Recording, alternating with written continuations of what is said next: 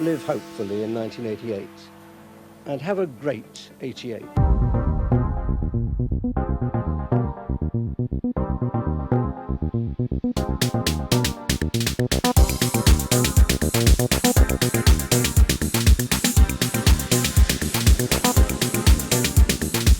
Music and Culture, the 88 podcast with yours truly, Wayne Anthony. Welcome to the 88 podcast with yours truly, Wayne Anthony. And before we get on with today's podcast, I wanted to give our networks a quick plug. So you'll come along, you'll like, share, comment, and all that good stuff. First of all, we have our YouTube channel. We need subscribers, we need some more comments, we need some more likes. I really appreciate all the people that have been participating so far. Thank you very much. So get on the page. We make exclusive content for the YouTube channel as well. We have a Instagram page. Get over to Instagram. It's young. Follow us on there. We also have our Facebook page. Get over there and like our Facebook page. We're on Twitter. Like us on Twitter. Also, we're on all the major podcast networks. So do subscribe and like us on those major networks, your Apple, your iTunes, your Spotify, and all the rest of them. We're also hooked up with Acid Ted, and he's created lots of merchandise type stuff, loads of stickers. Really, we've really kind of focused on creating lots of stickers.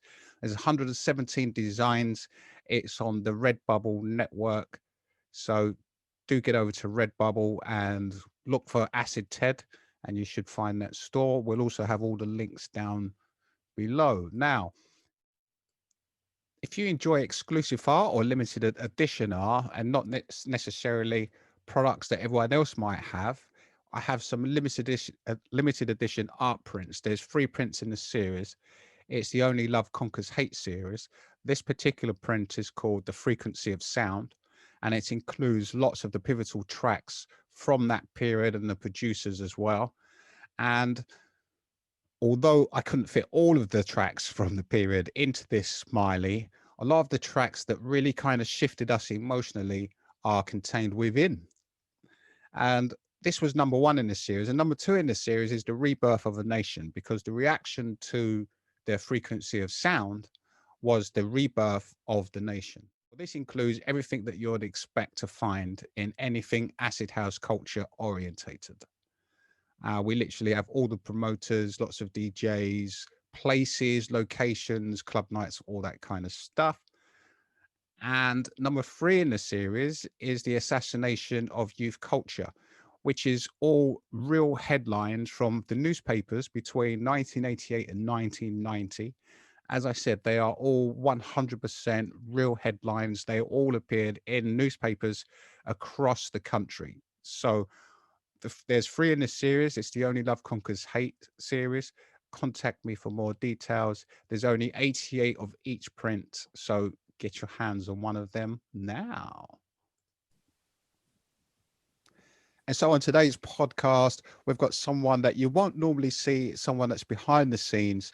He's quite anonymous. He's been anonymous for quite a long time. He has a stint as a DJ these days. He's known as Mr. South. But back in the old days, when it came to the growth of acid house, he was a well-known, or he is a well-known sound technician and audio architect. He's been involved in numerous events across the years, but particularly through that 2 years of that time, he's worked with the likes of World Dance, Goldie, Prodigy, Orbital, Asian Dub Foundation, Carl Cox, Colin Favor. He worked over in Clapham Common. He's been at Confusion, Energy, Apocalypse Now, Labrynth, R.I.P. Shum. The list goes on and on. So I want to welcome to the show, Roger Nell. How are you doing, son? Yeah, I'm cool, man. Oh, you missed the dance ski, man.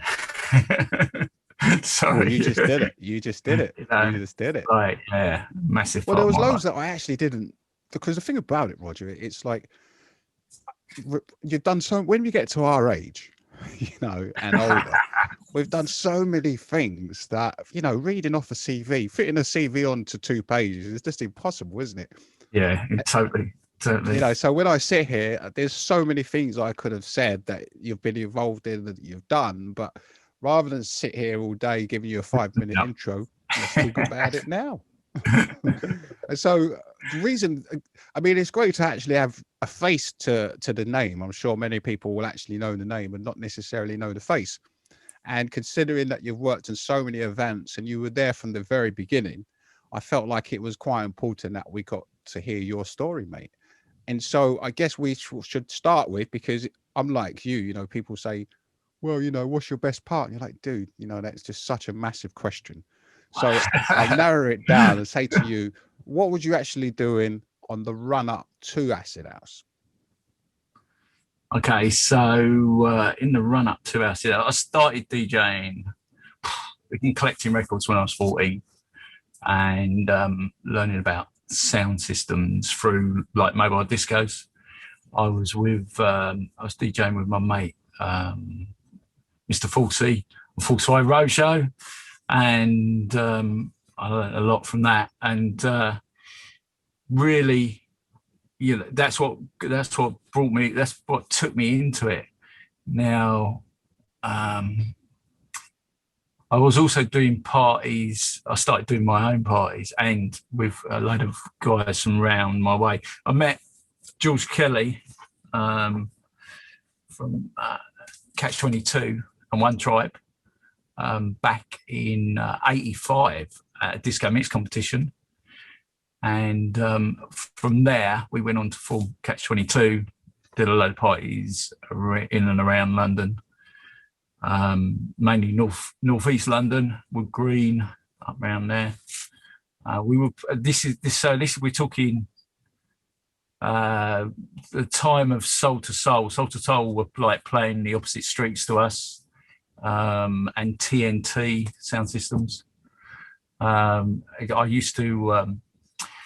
I was the sound system man. I was the one who put it together and run it. Yeah, I thought that. So, I mean, just to put things into context, Catch 22, it was a sound system, essentially. Yes, yeah, totally sound system. We come from more the hip hop side of things rather than the reggae side of things, though. We did have some clashes with some reggae sound systems, which was quite amusing. Also, who else was on there? Luddy, Michael, the other DJs. I've gone out of my brain. So the first actual sort of warehousey sort of party I went to was actually Mike West, you know, Rebel MC, Net Congo.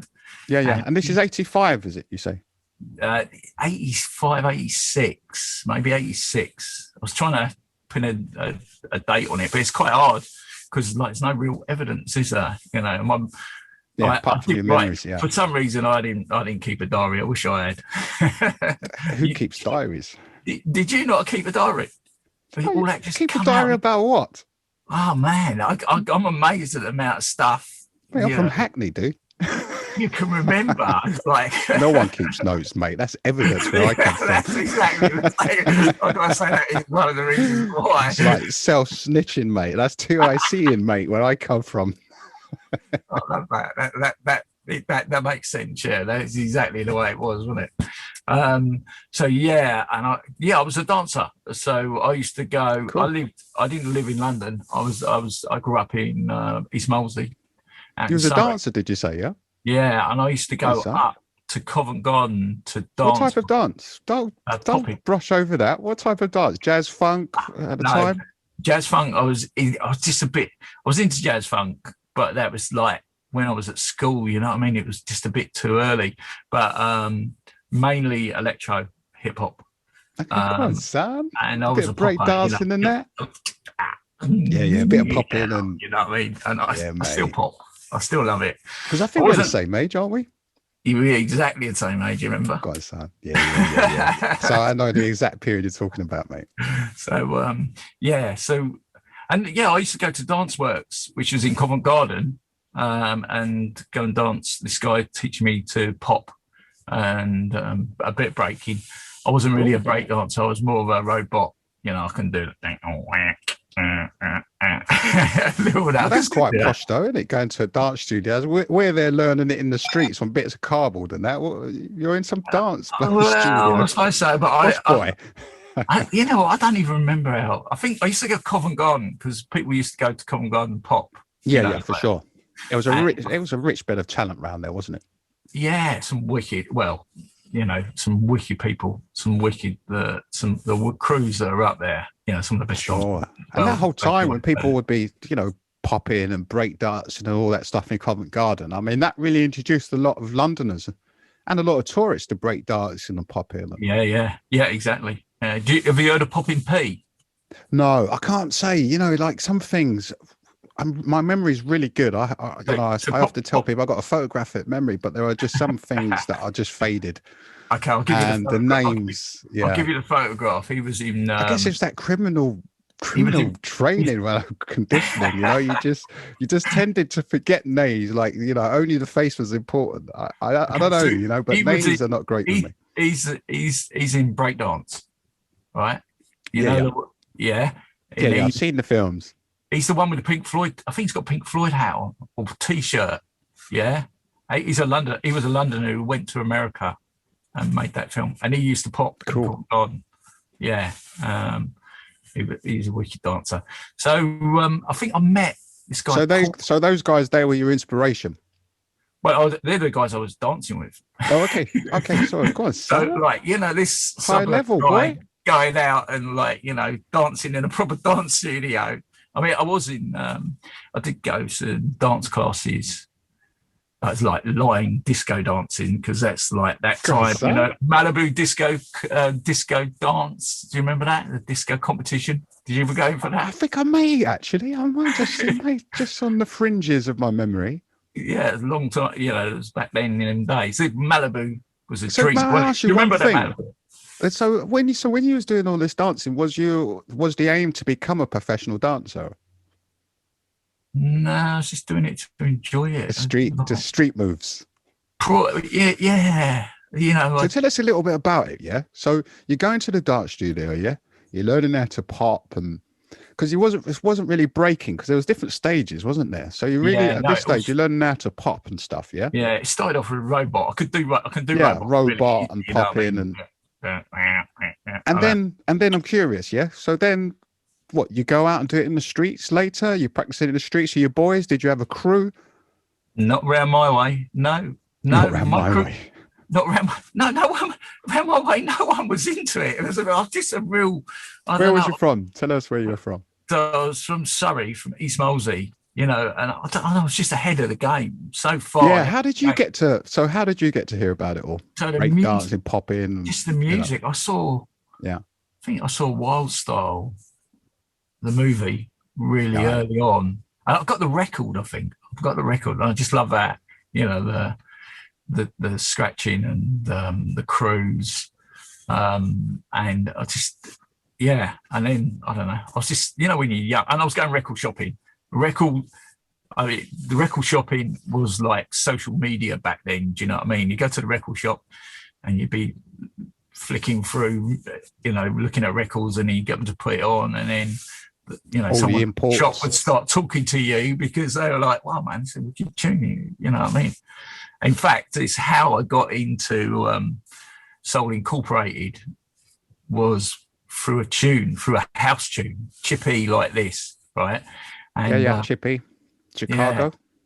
Yeah. Well, so the imports used to come into the shop, and then they go in a separate box, and then you go in, you look through the box, and you pull them, and then they play them. Yeah, can you play these tunes? So that Chippy tune was playing, and Beefy from Soul Inc. was like, "Well, man, what's this tune? What's this tune?" Beefy was like, "Yeah, what's this tune, Steve?" Steve run Beggar's Banquet in Kingston record shop. Famous record shop. Yeah, Dave Jarvis worked there from Faith. Yeah. And I DJ'd with Dave as well, Dave and Danny, the Grand Groove Brothers. You know, there's a right. So it was a scene that sort of grew from the record shops. Like, oh, it's like Chippy, you know, like this, and Steve's like, there's only one copy though, you know, and it's in Roger's pile. And Beefy was like, Beefy was a big geezer. That's why he's called Beefy. He was like a world heavyweight arm wrestling champion. Still a good friend of mine. massive muscles. And he's like, yeah, man, what are you saying? What are you saying? I was like, he's like, I'm a DJ. I want to play it out tonight. I was like, I'm a DJ too. I want to play it. And he was like, and we got talking, and he was like, yeah, come down, man. Come down, play a set. So I went down. This is Soul Incorporated. This is like 86, 87. And and I remember it was a party in Battersea, like a house party sort of thing in a flat. And I remember watching him. He had this big bag, plastic bag, like dustbin bag full of cables. And they had no connectors on them. And he went through, and none of them were more than 3 foot long. He went through and twiddled them all together. I was just like, whoa. So my dad was an electrician. So I was rewiring houses with my dad when I was like 13. So, I had that. I got a lot of, inherited a lot of technical skill from my dad. I was like, you heard of like XLRs? He's like, XLRs, what's that sort of thing? I was like, all right, don't worry, I'll bring some next time, you know what I mean? I took a soldering iron down and a cable and some ends and just soldered them up, and they were just like, they were quite amazed. They were like, wow, man, wow. And then, so I joined You're them. The guy. Yeah. Who else was in also in Soul Inc. was Roger Dodge, another Roger. Yeah. I know Roger Dodge. Yeah. Big Dodge guy. City, thin guy, Dodge City Productions. I'm not sure. We used to have a Roger the Dodge, used to DJ. Our black guy, obviously, yeah? He was, black guy, definitely. Yeah, he used to play at Genesis. Wandsworth. He might have done. I lost contact with him. I lost contact with them about 88, and I then reconnected with some of them. But Dodge is out in America now. But he was Dodge City Productions, which they had a tune out, which went big, got into the charts. Okay. Who else was there? Tony T, Tony Time, Michael, and I can't remember who else. I'm sure there's another couple. But, so this is the early days of where you're forming this sound system, yeah? Yeah. That is after Catch 22. So yeah, before that, we Catch 22 with George Kelly. That was. So you've done that, but now you're doing this new sound system you mentioned. Yeah. Although the Catch 22 is like really important because we did so many parties up and around like Tottenham, Wood Green, where else? Barnet, Palmer's Green. We did I was trying to work out how many parties we did. It's a bit of a blur, but I do remember certain things from certain parties. Like at one party, I'd hired some speakers from this disco place over in Whitton called Abracadabra, and one of the top boxes got nicked. Right, and I was like, no, it's going to cost me a fortune. And I think it cost me 20 quid. And I was just like, oh, right, okay. Not such a big grief, but you know what I mean? But yeah, can you believe that? Someone actually came into the party. It was rammed, though. This party was rammed. Nicked the speaker. He just walked out the door with it. I definitely believe that. Madness, man. I was just like. So what type of venues were you playing at? So these were mainly houses. So like the first Catch 22 house party we did was one of George's mates was moving. Yeah, his family were moving. So we went and did that. We just sort of piled it off that they moved out in this party. And it was quite mad. In the morning, the guy who bought the house turned up and and he opened the door and we were sort of like, this is like 7 o'clock in the morning. So we're all like, whoa, he sold the house, you know what I mean? So he ain't told his mum and dad he was going to have this party. It was just like, what? I was like, wow.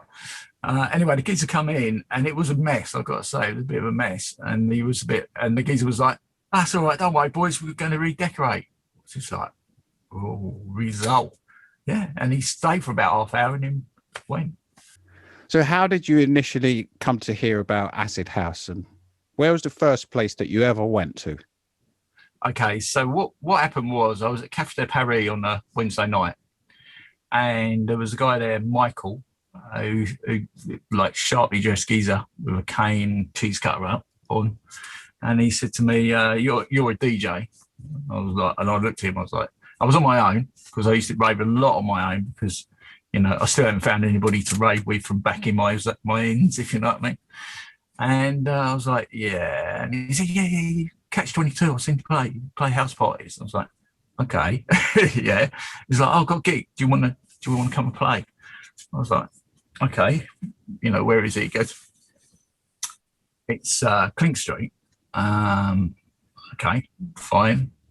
And so to do this gig, and I got there and got there early, you know, being keen, all that sort of thing. There wasn't any equipment set up. This gig was at Clink Street. It was at Clink Street was a rehearsal studio for bands, yeah.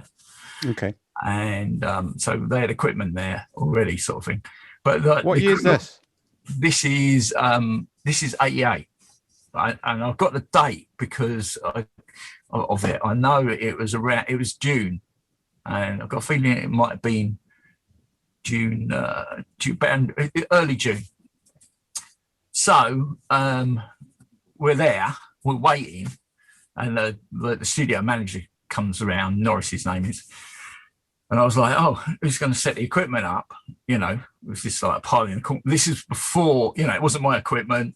You know, usually you go somewhere to be set up, if you know what I mean. You know, so he goes, "Oh, our engineer's gone home. You know, can you do it?" So I was like, "Okay, you know, have a go," sort of thing.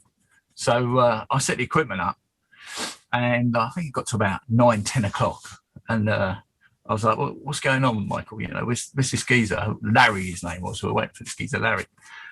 He goes, "Yeah, it'll be here." I was like, and he got to 11 o'clock, still no Larry. Got to 12 o'clock, no Larry. I was like, what? You know, what's all this about? And we were playing records we're having a laugh sort of thing. And I take my decks, I think. And then you know what? I think I'm going to go and just have a chill out in my car sort of thing. So I opened the door to go down the stairs, and a big queue down the stairs. So I was like, come on, Michael, let's open the door. You know, let's take some money. He's like, no, we've got to wait for Larry. It's like, ah. So anyway, we waited for Larry. He turned up about 2 o'clock. Yeah. And then I find out this party is called Afters. Right now, this is in a time when, you know, clubs finished at 2 o'clock. Yeah. They didn't go all night. Yeah. So okay. That's why it's called Afters. But like Michael never told me that. I found that out further in the future. So then they open doors, place fill up. We have it's a good party, and this is the first time I ever heard acid as well. So so there's another DJ there, Plug It, right, and he plays "Shout" by Jack Frost and the Circle Jerks, yeah, and I'm just like, whoa, what's that, man? Straight in there, like, I'm gonna get this album straight away.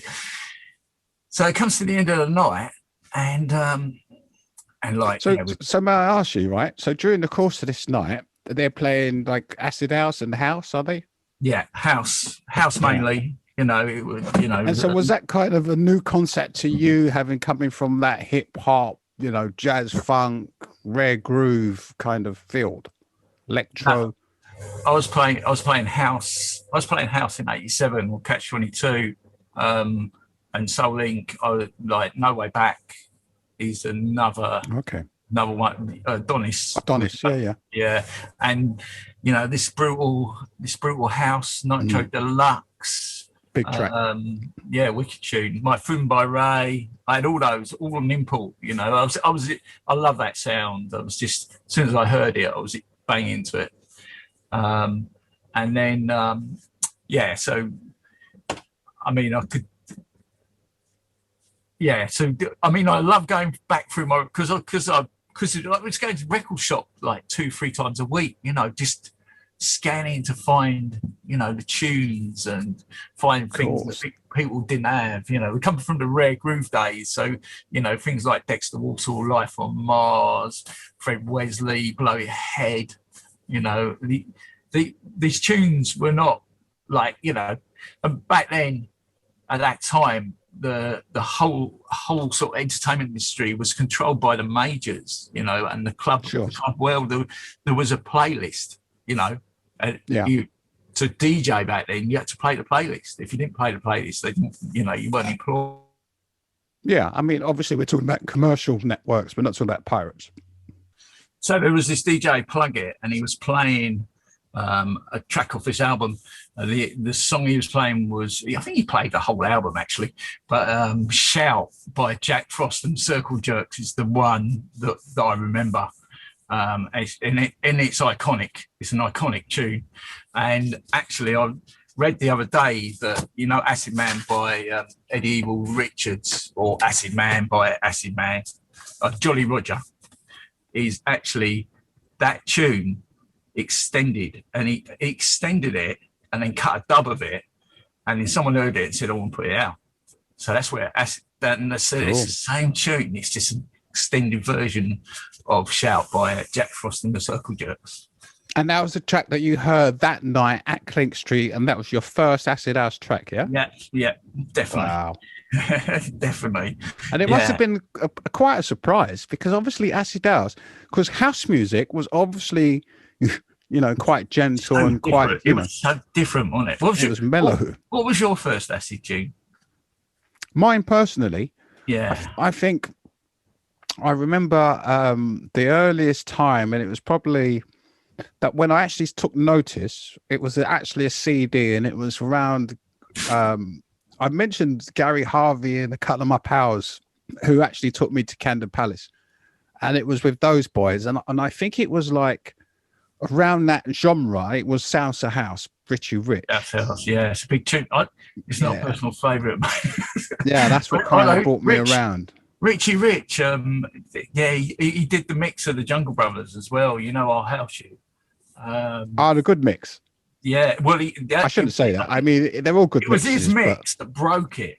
Broke that tune. Do you know what I mean? I think Jungle Brothers have got a lot to thank him for. So okay, at the end of the night, that party was afters at Clink Street, and it was just as a point of reference, it was a couple of weeks after Wacky Racers, which was another early acid house party that I didn't go to, but I had heard of back in the day.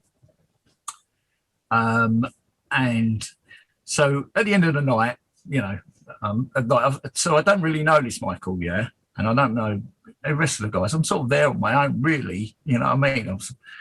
So this guy comes up. He's quite smartly, well-dressed guy. And Michael tells me, this is Chris. Right.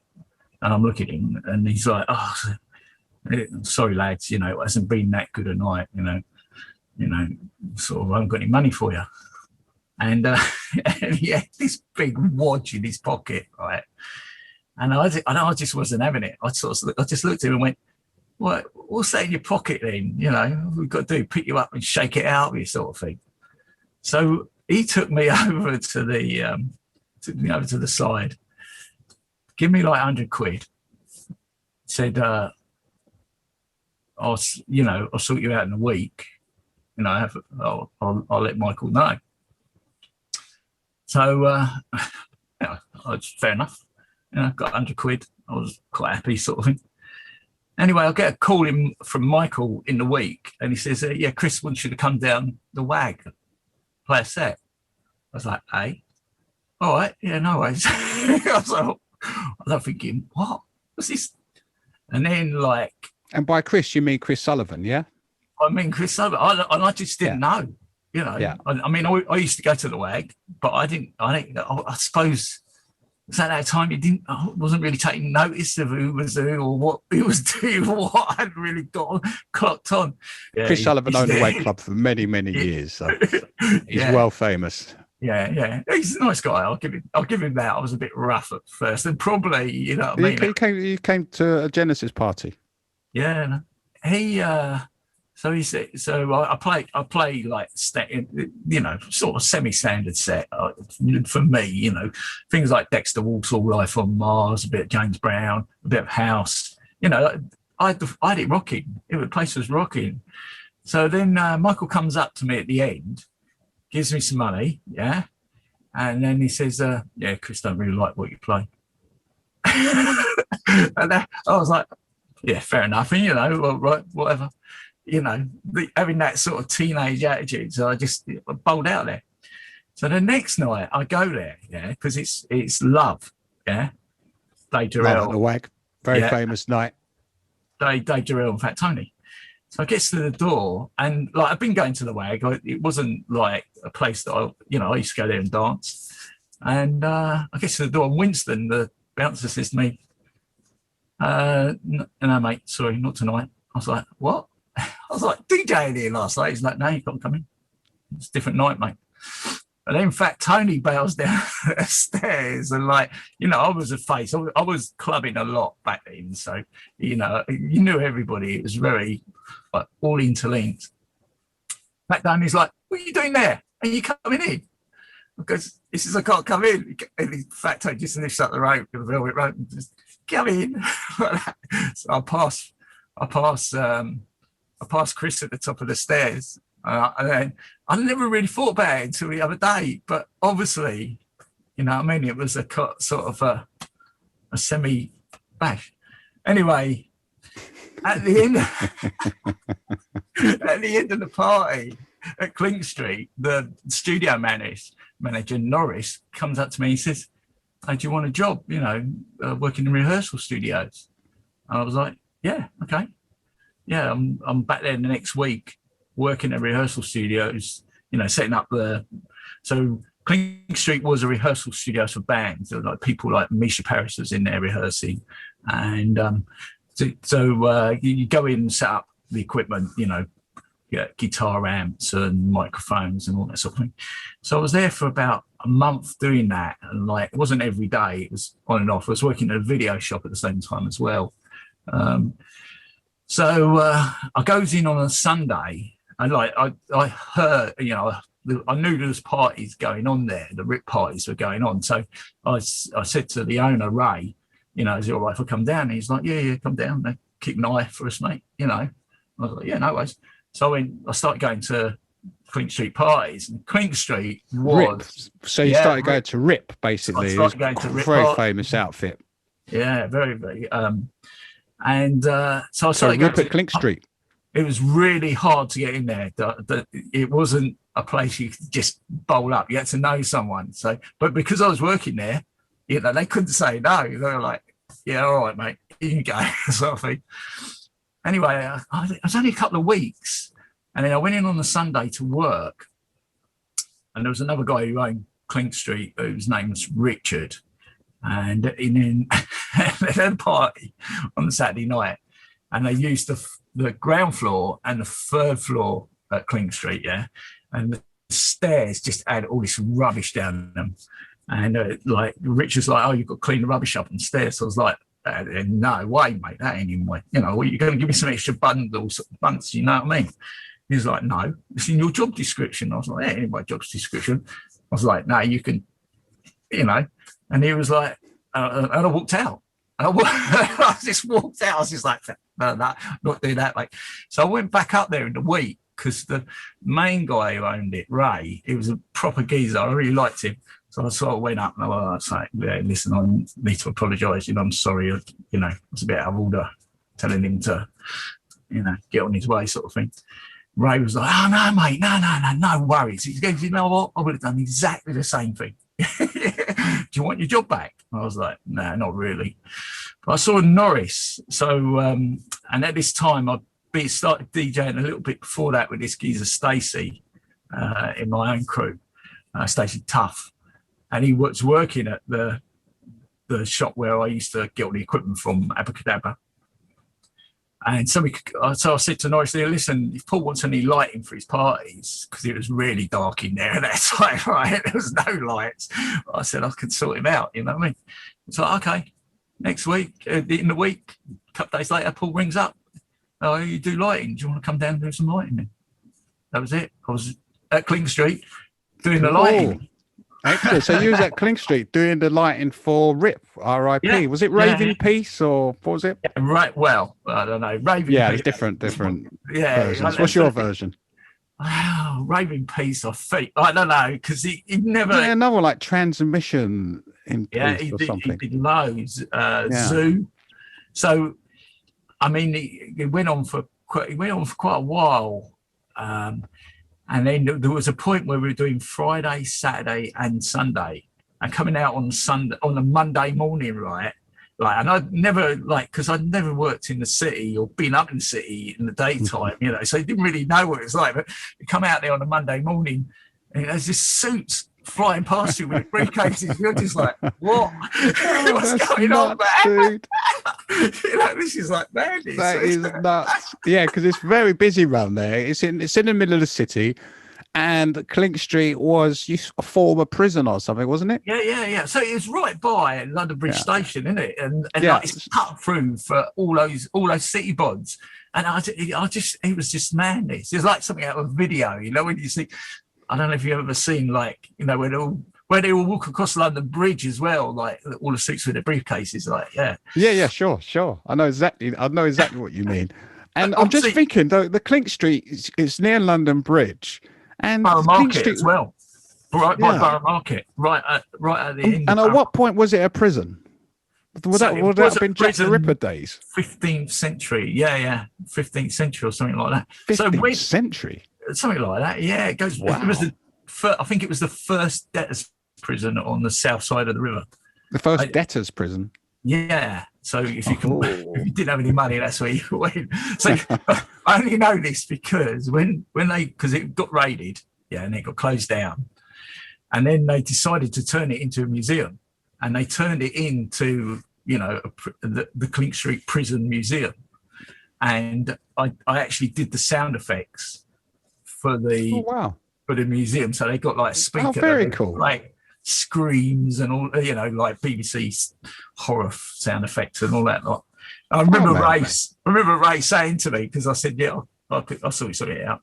He was like, yeah. And when I did it, the guy from the London Dungeons said, oh man, can you come and do some stuff? You know what I mean? I was like, yeah, of course. Wow, dude, that's amazing, dude. So, so let's just go back, right? So Clink Street, so RIP. So how long did it go on for? I was trying to work this out. I was looking for when it got raided. A year, 6 months. It was 6 3 months, at least, maybe more. I don't know, because it's very vague. In my memory, like you were saying about long-term memory, short-term memory. You don't write things down. The dates sort of, they just. Yeah. But it was definitely. I'm trying to think what time of year it got raided. I was there the night it got raided. It was quite funny because. We'll talk about the raid, but I'm just curious, how long they were there. I mean, I'm sure we can find out. I think it must 6 months maybe in total. And I think it started in June '88, and went to, and I can't remember if it was finished by Christmas. I think it wasn't finished by Christmas. Wait, you went to one in Benwell Road, didn't you? I went to one, yeah. Can you remember I went to Clink Street. You went to Clink Street as well. I went to Clink Street. But my thing about the Clink Street was that, growing up, I've been to loads with sound systems as well. I've been to loads of shebeens. I've been to loads of dances, and a lot of them were in basements. A lot of blues parties and stuff like that. Yeah. And they were all in basements and stuff, and with these low ceilings and things like that. And I'd seen quite a lot of trouble in them, So I kind of avoided those small contained spaces. That was my conditioning at that point. And that's why with Genesis, I wanted to do massive parties, wide open spaces and stuff, I only went once. And I tell you what happened, actually, the girl I was with this beautiful model chick, very shapely, and I remember it was so packed that at one point she turned around to me and said, did you just just grab hold of me. I was like, no. So I was like, right, that's it, we're leaving. And we left, and I thought, probably not a great idea to bring her there, and I didn't go back. But yeah, I didn't really like it. It was too tight for me. Yeah. I mean, Paul used to get me to smoke it up every like 20 minutes. He used to like give me the money for like a crate of smoke juice. So I used to have this portable smoke machine, mini mist, and I just used to walk around like smoking the whole place up. And I spoke to so many people who went with one person, like sort of hung out with another person, and then went home with a completely different person at the end of the night. Sure, mate. That was one of the things, wasn't it? Those smoke machines, because again, that was a new experience for us all as well, wasn't it? Smoke machines. I don't know about yourself, but I'd never seen a smoke machine used anywhere before that. Before acid house. Certainly not in a warehouse. Disco days, but they weren't. No, but Okay, you used to use them in the disco days, yeah? Yeah, we used to have smoke machine, but they're expensive, so you wouldn't use it very often. Do you know what I mean? Like, but to cane a whole crate of smoke juice, in a night, like I don't know, it was 80 quid maybe back then. You know what I mean? I was like, Paul, you sure? And he's like, yeah, here you go. Some money. I was like, right, fair enough. just keep it. And every time I saw him, he'd go, more smoke. And in terms of history, Clink Street, Rip, Paul Stone and his crew there, I mean, they're a part of the history. Obviously Mr. C, Kid Batchelor, Eddie Evil Richards, Colin Faver, Shot Sound System, Ashley Beadle, Roots, Emix on the mic. Emix, oh man, such a wicked MC. More than an MC, he's not an MC, he's more, man. I think we got some footage. Didn't you send me a video, didn't you? Yeah, the Jungle Brothers. And so I wasn't the only one doing lighting there as well. So there was this guy, Mark. Let's share. Let's have a look at this video. Mark Easton, who was doing films as well. Yeah. Now, I can't play the sound. Yeah. So I'll turn the sound down, but you could talk us through some of this. So I'm playing the video right now of Clink Street. The guy there on the left with the Super Nature t-shirt on is Mr. C. There you go. That's Tina, one of my friends. Back in the day, there's one of the Jungle Brothers. Yeah, there you go. And you'll see a shot of the decks in a minute. So they're performing our house shoe. So this is the Jungle Brothers performing our house shoe at Clink Street. Am I right? Yeah, exactly. Yep. And I brought in some extra lighting on this particular night, so you can see it occasionally. So it's your part in all of this is that you did the lighting. Yeah, I was doing the lighting at Clink Street, and my friend Mark, who filmed this, he used to do film loops. He used to like 8mm film loops. I wish I had some should have some footage of him, his bits and pieces. I know he has. That was his girlfriend there, actually, Janine. That's Rebecca. That was Mr. C's girlfriend. There's Mr. C on the right. There's one of the Jungle Brothers. I don't know their names. Ooh. And so I should say that we've been given permission to use this video as well, haven't we? Yeah, we've got permission. Mark, who filmed it, has given us permission to from Pix Inc. Has given us permission to use it. And I actually did the sound on this video on the edit because it is available as a, you can buy it as a DVD. I don't know if he's still got it up actually. I don't know if he's taken it down. But the whole film was shot over like 3 days. There's a story behind that because at the end, on the last day, the camera got nicked. And I was actually firing the camera from way, dude. From Abracadabra. And I don't know, Paul flicked his lid at Mark, and that was, so there must be there's a tape out there that, there's a tape of Clink Street that's never been seen. No way. It's probably taped over it, mate. Oh, well, maybe. You never know, do you? Do you know what I mean? What it's like, maybe one day in the future, some kid will find it and look at it and go, "Oh, what's this rave?" Maybe they might go, I Yeah, wonder the if hidden tape. You know, someone will find it in a loft the somewhere and be lost like, "This tape, is yeah. hidden tape." Yeah, the lost tapes of Clink Street. Big shout out to Mark. I met him at Clink Street, him and his wife Janine, and we've been firm friends ever since. We've done a lot together over the years, from meeting at Clink Street.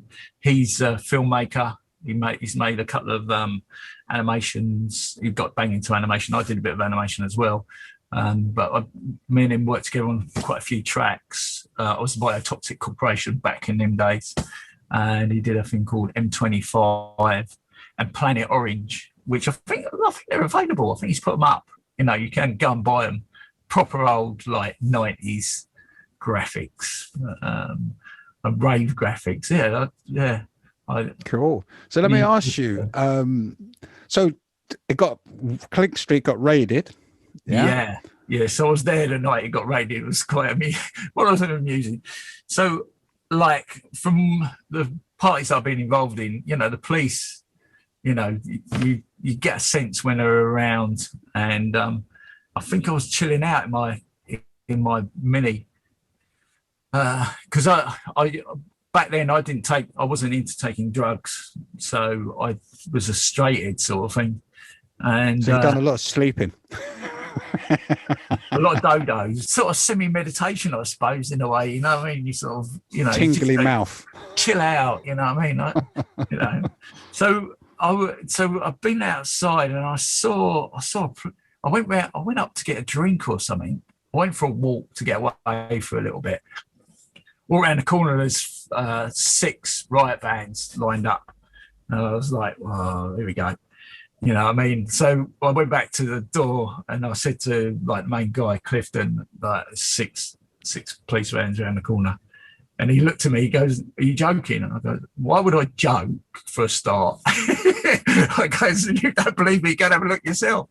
Anyway, so I saw him go up and have a look. And yeah, there were 6 there. So we kind of knew it was going to happen and we were going to get raided. So, and I was chilling out in my car when they raided, right? And this is a great story. So they've gone in, they're raiding it, all right? And they've gone in and like all the people coming out. And I was sitting in the car and they're like, "Yeah, you need to go." And I was like, "Oh, I'm working here. I've got, you know, a lot of equipment here. It's my lighting."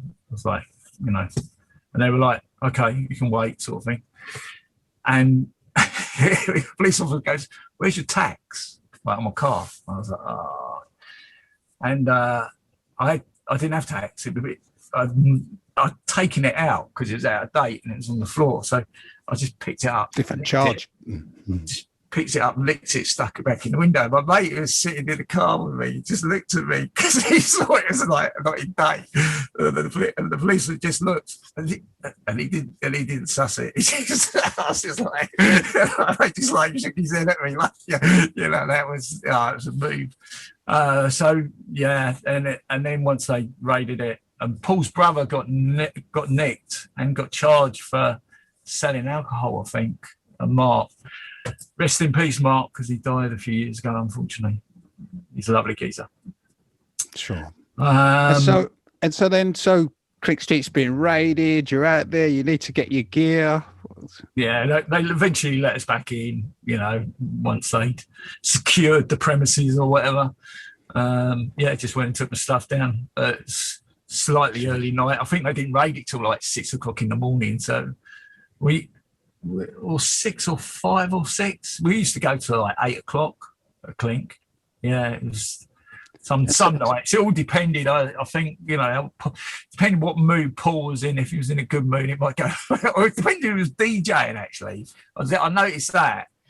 Some of my favourite, Colin Faber was one of my favourite DJs. Eddie Evil Richards, Mr. C, yeah, always a pleaser. I like to see he plays deep. Sometimes he plays deep. He plays some wicked acid. You've sent me a folder with lots of photographs in them. Should we go through some of these photos? And you've got some really great shots that I'm sure lots of people would love to see.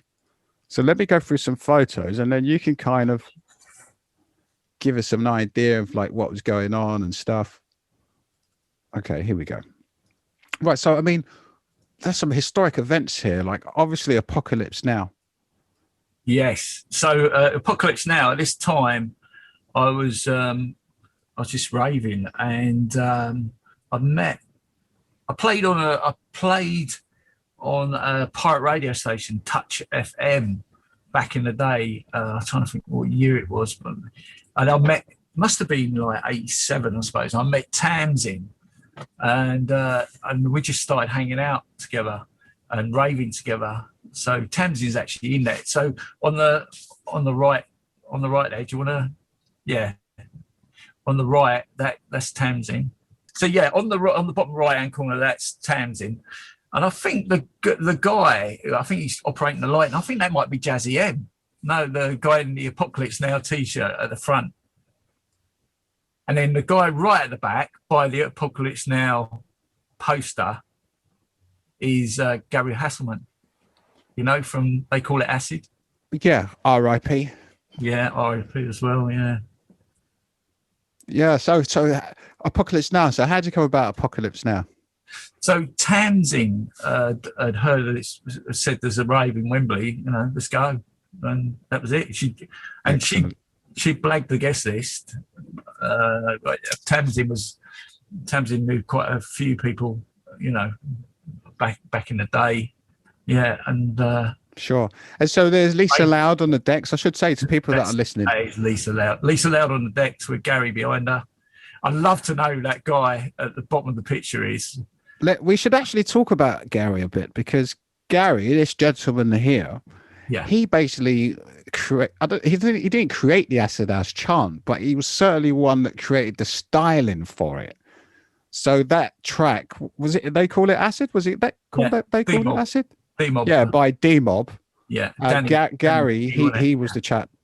He was the guy that made that chant, in it. Yeah. Yeah, and I think he recently passed. So he passed. Yeah, unfortunately. Yeah. He was a Slough boy. He's part of Farley's crew. You know Terry Farley.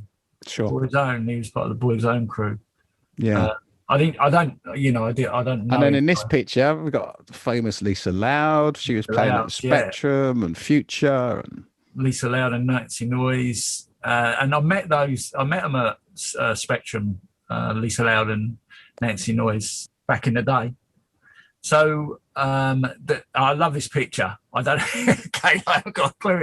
I love he's wearing. So this is what date did I put on here? I put a date on this. 1988. This is 88. Yeah, is it September? September 88. And if you look, you can see he's got a pair of tracksuit bottoms on that say XTC. Okay. Mm-hmm. All right. So what else have we got in this collection of flyers? What else do we have?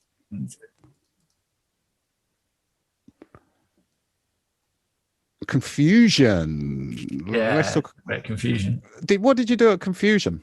So Clink Street was where all my connections came from, really, and Confusion they were Kid Bachelor was the resident DJ. Confusion was like afters for Clink Street, and you know, Kid Bachelor DJ'd at Clink Street, and Nikki was raving at Clink Street. I remember her inviting me, saying we're doing a party, give me a flyer. Nikki Tracks, I used to go there on Sunday and chill out, really.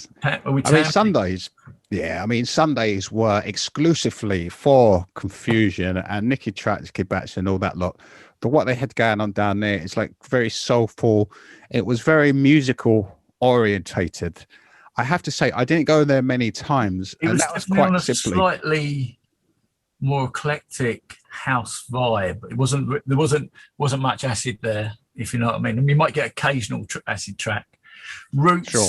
That next picture, he DJ'd there as well. Roots worked up in a record. He was a Clink Street boy as well. He was a mate of Paul's, who was helping out at Clink Street, and he was working at a record shop up in Archway, Pure Groove Records. I went up and bought some records there every once in a while.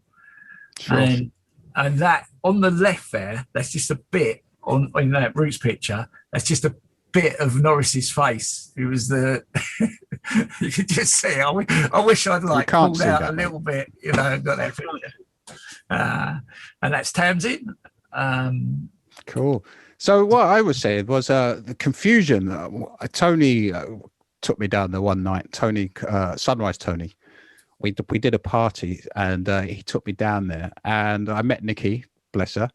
And for me, I thought it was a great night. But the only reason I didn't get to go as much as I would have liked to have is because I was so battered after doing the Genesis parties. I was absolutely battered, and by that time, I just needed to go somewhere else. You know, we're either in hotels or we were out of a public environment, because you're almost on show when you as a promoter. You know, you're working. It's a job. You know, so at the end of the job, it was like, okay, let's get away from the job. You know, so I didn't get to go to that many confusions, and you know, looking back, I kind of really regretted it. And I was like you know, it was Café de Paris on a Wednesday. You know, and it was all those chilled out nights. But Confusion was definitely a historic night, pivotal night. It was I think it was a who's who of the rave scene as well. Do you know what I mean? It wasn't, you know, it was all of the early faces would be there. Yeah.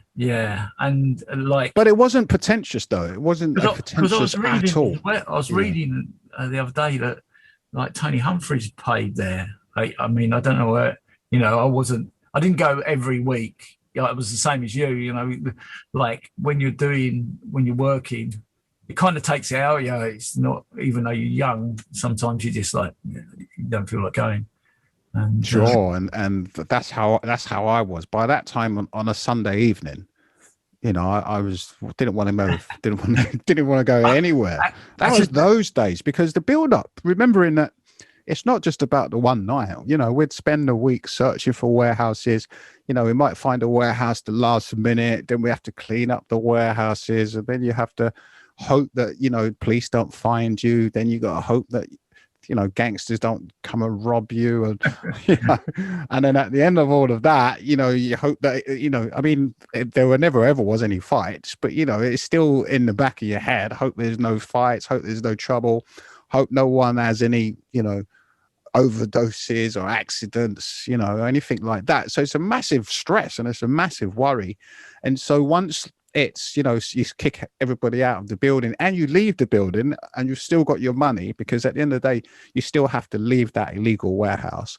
Once you get away, it's almost like, yeah, that's it now. I just close the door on it. Yeah, I've had enough. I need rest. Well, not even rest, because as I said, you might end up in a bed, man. 5-star hotel or something. You know what I mean? Yeah, but you're living it up. You live the life. You know. So let's talk about some of more of these photographs, because you were on the point that you're actually taking photographs, man. And some of these photographs, I've seen them over the years, and I never even knew they were your photographs. But wow. On the screen right now, we're showing some photographs from a Shum after party. This is in 1988. Tell us a little bit about this Shum after party. So, just a point on on the photographs. I was, my dad was banging to photography, and you know, he gave me a camera when I was like 8, I think, or something like that. And so, you know, I was born to it, if you know what I mean. I loved it, and I shot on slide. These are slides, 35mm. I think it's slides for the quality, and because like that's what was getting. You know, if you wanted to get things into print, it had to be on slide back in the day. Sure. And I'm looking at this picture now. I mean, that looks like a digital image. You know, that was high quality. It's so real, man, isn't it? You know what I mean? It's, you can't beat really high film. quality. You can't beat film. Like digital cameras are getting there, though, aren't they? Like, you know, I want to get another camera. I used to carry a camera all the time with me. Yeah, and I used to have a Canon A1 and a Sure Shot, and I think this was probably shot on a Sure Shot, a Canon Sure Shot, which is like a little compact camera. And then it broke, and I didn't replace it, and that it was a bit of a regret, you know what I mean? But this part here, I got and done a free party down in Brighton, with my mates in 87, And that girl who was just in the picture, Beth, so we went down there. We were just going to do a beach party, romantic idea, take a generator and some decks and just go and do a party. And we got down there and we'd done some flyers for it. And we got down there and we couldn't find anywhere to set up apart from on top of this toilet on Madeira Drive. But looking back, it's an ideal place. And we had it off because it was Brighton Festival that day. So everybody was out. My mates went out and flyered. I was setting up the sound system. This is before this, yeah. And we met Beth and had a good contact with Beth. And then through Beth, I started getting calls to can you come and do a sound system down in Brighton, and for a party. I was like, okay, yeah, no worries. This guy Steve. So I did 3 or 4 parties around Brighton, running in an old post office that was wrecked. It needed a generator. There's no power. You need to bring your own generator. At that party, that's where I met Carl Cox, because he lived in Brighton, and I think wherever he'd been, he drove back, and then there was this party going on, and he was and then he started talking to me, and we ended up having a good old conversation for an hour or so about equipment, because he was a sound man as well back in the day, Carl. And then because that's another thing you should point out, is that at that time, Carl Cox, he had his own sound system, and he would hire it out to different party promoters and stuff. Yeah, he was hiring sound systems. He was hiring sound systems from a place in Brighton, and then he wasn't. So he was a DJ, because he was a big club DJ back in the 80s. He was jazz funk and all that. That's where he comes from. So he's a little bit older than us, not much, but a little bit. And he asked me to come and engineer some of his sound systems. So I did. And then, so the guy on the decks there, the guy in the blue t-shirt, can you see that? That's me, by the way. Sorry. This is Phoenix, right? So this is the guy who organised the party, the Shim after party. So Shim were doing all day at the Savannah Club in Brighton. And Phoenix was like, oh, I want to do a party. And I met Phoenix at Clink Street when I was doing the lighting. Cool. And is this like an illegal warehouse or something? This is actually underneath the pier, cool. on the beach. And a generator again. So this is a picture can you see of Roger? The bins underneath? And this is me, Mr. South. And I can tell you what the tune is that I played there. That's Pump Up London, Mr. Lee. You remember that tune? Of course. Wicked tune. And there's the Acid album, just tag behind. Oh, yeah. Chicago tracks. Yeah. Excellent. Yeah, Mr. Lee. And so Phoenix was like, I can do us a sound system. And Jem was hanging out with Phoenix, and we had a relationship for 10 years. And she was a singer, and I was DJing and MCing at the time as well. So we got together, started making a bit of music. All right. So that is the Shum photos, and you got so many great photos here. Thank you. I mean, Confusion, Energy, Clapham Common, Apocalypse Now. So I know you had something to do with the Energy parties. And up on screen right now, I've got the Energy flyer and stuff. And so tell us a little bit about your, what you did with the Energy Boys, because they've been on the podcast and we've spoken about this party. So it'd be interesting to get a perspective from someone else who did some of the production. So what do you remember about it? Yeah, so I met Anton at Clink Street. Get on one, matey, was his saying. And he said, "Get right on one, matey." Get right on one, matey. And he said he was doing this party. Could I give him a hand with sound and the lighting? So I said, yeah, no worries. So went and looked at Westway Film Studios, went and, saw the size of it. and I suggested a sound company, Entech from Shepperton Studios, which used to be the Who sound company back in the day. Wow. I knew them boys because I've been going over there trying to get a job, and they were friendly guys, but I never got a job there. Anyway, so I pulled them in to do the sound, and I think Anton said to me, "Oh, can you take some pictures?" Because he'd seen me with a camera, and I was like, "Yeah, sure." And Daryl Hayden from Abracadabra just got a video camera, and I was like, "Can I borrow your video camera?" And he's like, "Yeah, you can hire it." So he give us some money. So I hired his video camera. So there is some footage. There's quite a bit of footage from Energy, and there's a bit of it which was used in Gordon's film. They call it Acid. There's a bit in the trailer as well.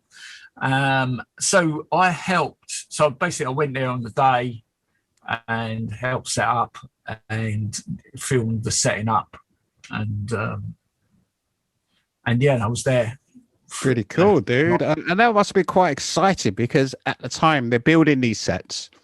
I think it was the first time anyone had gone to that length to build such sets. Mind blowing for me, I mean, I just walked into that place, because they've been building it during the week, and just seeing it was just like, well, your experience of it, walking into it was next level, wasn't it?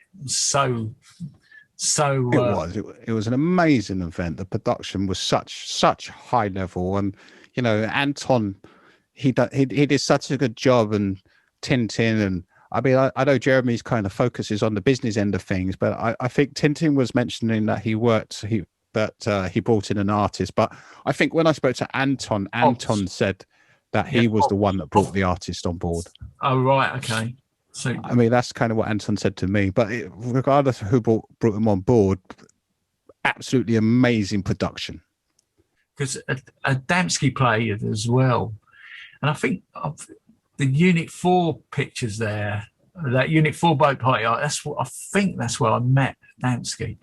I was trying to work out. There's Adamski at the top.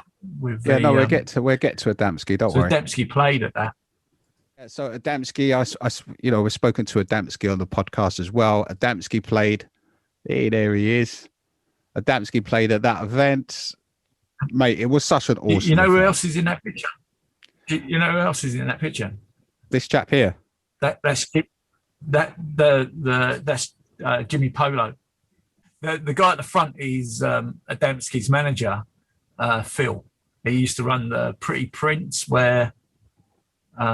restaurant in Camden, where Adamski lived above it. Cool. I actually spoken about that as well in the podcast. So that was Energy. Again, it was such an amazing event. What's this? I know.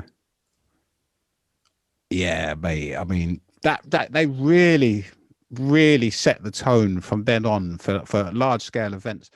The Clapham Common shots, and so this was Clapham Common after that Energy party, wasn't it? So you went down there. Tell us a bit about that. So So I think this was the very first chill out on Clapham Common. This started a trend, that carried on throughout the summer, because this was May, and it was just down the road from where Anton lived. So I think that was his suggestion. Let's go Clapham Common. You know what I mean? Everyone back to Margate. What a day, man! Because it started off. We got there quite early, and then there was a few people. I don't know, 20 people, and then there was all like these normal families. And then Mark turned up with the Red Sierra, started playing music. Mark. And then it just swelled up. I don't know, maybe it was about 400 people there at that first one, but it was really mad because there was all these normal families sort of mixed in, but it was just all love. Everybody was just like friendly. It was wicked. I remember the ice cream van pulled up. It was doing roaring business. He had a touch. Right by the Windmill pub as well, isn't it? So it was a wicked day. So down on the right hand side is Chalky White in the pink sweatsuit. Quite chalky. Yeah, and so Clapham Common was great. I mean, we came there, and you got a picture here in 2016, and I can see you're there, and it's absolutely. It looks like thousands of people. And so that was Clapham Common. Clapham Common. It lasted. Yeah. Probably. How long do you think it lasted? Like a month or something? No, it went all summer, didn't it? I don't know when it stopped. Yeah. I don't recall. Because the last party I did was several reasons. Well, one of them I don't really want to talk about, but I just went off the scene. Shall we say that? That's the best way of putting it. Me and Jem disappeared from the scene and just got out raving. And Anton, I think I didn't get paid for the footage that I shot at Energy, and I've had several meetings over the years about it. It kind of like, yeah, right, you know, and Anton, I think he said to me that he wasn't going to be involved again, but I don't know if that was true or not, or there was something going on. It was definitely true. He didn't get involved again after the first one, didn't he? I thought, but was he there at the other ones? Yeah, he was there, but he walked. Yeah, he walked after the first one. He walked, yeah. So that's what he said to me. And like, I'm a calmer sort of person, do you know what I mean? And I'll see how much Anton had been put into it. I wasn't really interested, and I still haven't been paid. So no one, and I didn't have a phone. I had a pager back then. No one, you know, and I think did Tintin have my number? I can't remember. He must have done. He must have had my number, I'm sure. So, you know, I didn't get no message saying come and get your money or anything like that. So I was just like, yeah, right. So yeah. So that was the end of you doing energy parties then. Yeah, that was the end of me and energy. But there was other things going on in my life where I sort of decided I hang my raving shoes up for a bit, if you know what I mean. So another big event that you did. I mean, I don't know if you did the sound system. Did you do the sound system at Unit 4? I didn't do it. I was there. I didn't do the sound system. Okay. So you took some photos at Unit 4, which I'm going to show up to everybody right now. So this, I'll talk us through some of these photographs. So this is a Unit 4 boat party, which was after all day at Spectrum, and Adamski played on this boat party. Fabio played, and Gru Rider played as well. That is the actual T-shirt for the party. So it's Unit 4 Spectrum Starlight 2. I've never seen a flyer. Excellent. I'm wondering if that T-shirt was the actual, you know, was the ticket sort of in, you know, for the party, because it was Lenny D's birthday party apparently. Lenny D, excellent, and Hensel as well did Unit 4. Yeah, and Hensel, yeah. So that's another Clink Street connection, because Clifton, who was doing the security, was doing the security for Unit 4 as well. So I think that was the connection. I think he said, "Oh, they want a sound system for a boat party." Yeah, you can see. Cool. So this is all on a boat, basically. That's crazy. This is on a boat. Yeah. A boat on the Thames, yeah. Yeah, they're from Westminster Pier. It's south, you know, outside, not in Westminster, Embankment Pier. You know, right. You know, heaven was Trafalgar Square. You know, Clink Street.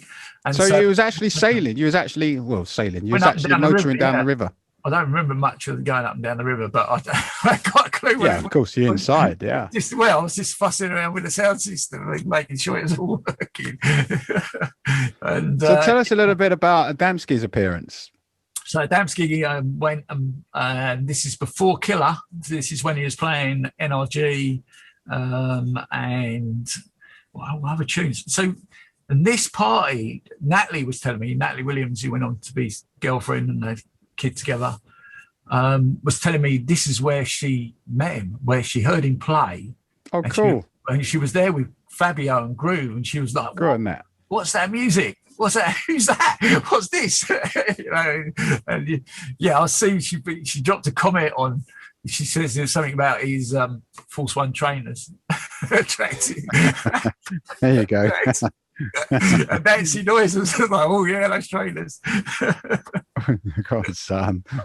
Madness. If you check out my photography page, you can see all the comments on there and these pictures. Apart from that one, that one's an exclusive. That one at the top, and the t-shirt one, the first one on the boat. So if you go back to the one on the boat, let me just talk about this, right? The boat parties, yeah. I've never done a boat party before in my life, so this is like 88. So we get there, and obviously you can see the size of the speakers I've taken, yeah, and you can see how big the door is on the boat to try and get the speaker through. So me and my brother decided that we'd pile the speakers up and put the speakers through the window. Fine, we got it all on there. That's great, yeah. When we get back in the morning, the tide's gone out, right, and the ramp is like. No way. It's only me and my brother. So we got all the speaker cables out and like made a rope. My brother was at the top of the ramp and I was at the bottom pushing the speakers up, you know, just like have a stop every like 5 minutes. Oh man. I learned a lot about like high and low tides that night, I tell you. It was funny. Yeah. It was a good party. I remember it being a good party, and Adamski played a wicked set. Excellent. Yeah. I didn't realise. Unit 4. Yeah, Unit 4 boat party after Wicked, Spectrum. Dude. I mean, you literally was involved in so many different things. And let's go to Club Labrynth. So at the end of 89, in 89, I did a couple of parties. I remember doing a laser for a party in Great Suffolk Street. This guy Mad Max, and it got raided. I managed to electrocute myself, right? I was tailing in the laser. Like, it was where the fuse ball was like under this whole thing, and it was like a load of rubbish. And, like, I'd done a backflip and like spiked myself on a chair or something, you know. Wow. And I just got up and I was like, get back in there. I've got the wrong side of the buzz bar, wired it in, got it working, yeah. We've been going, I think the party had been going about 10 minutes and the police raided it. And I was like, man. And I remember him running up to me, doing the old handshake, you know, transferring the money. But just put it in my pocket. I went, love it. Nice one, mate. I went, no problem. Cheers, mate. Thanks for all your hard work. You know what I mean? And yeah, the party didn't happen. But yeah, and that kind of started happening all the time. The police came down really heavy, didn't they? And that's true. They were busting things left, right, and centre. You couldn't, you know, so I just decided I had enough, and you know, backed out of it, stopped doing it, and and I did. Well, it was too risky, especially for you losing all that equipment, because for us, we hire you guys, so we wasn't really that concerned. But for you, I mean, you can only lose your equipment so many times, can't you? Well, I've got a great story about that, which spins back to some parties I was doing in '87. And the party got busted. We got arrested, and I put my hands up because I'd hired the equipment. Said like, yeah, you know, it's all my equipment, sort of thing.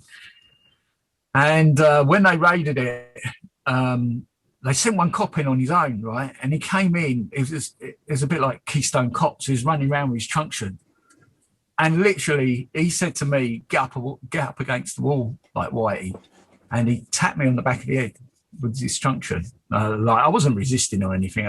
I had actually stepped away because of the way he was running around. I was like, whoa, mate, there ain't no right here. We ain't here for fighting. You know what I mean? Because it looked like he was trying to incite it.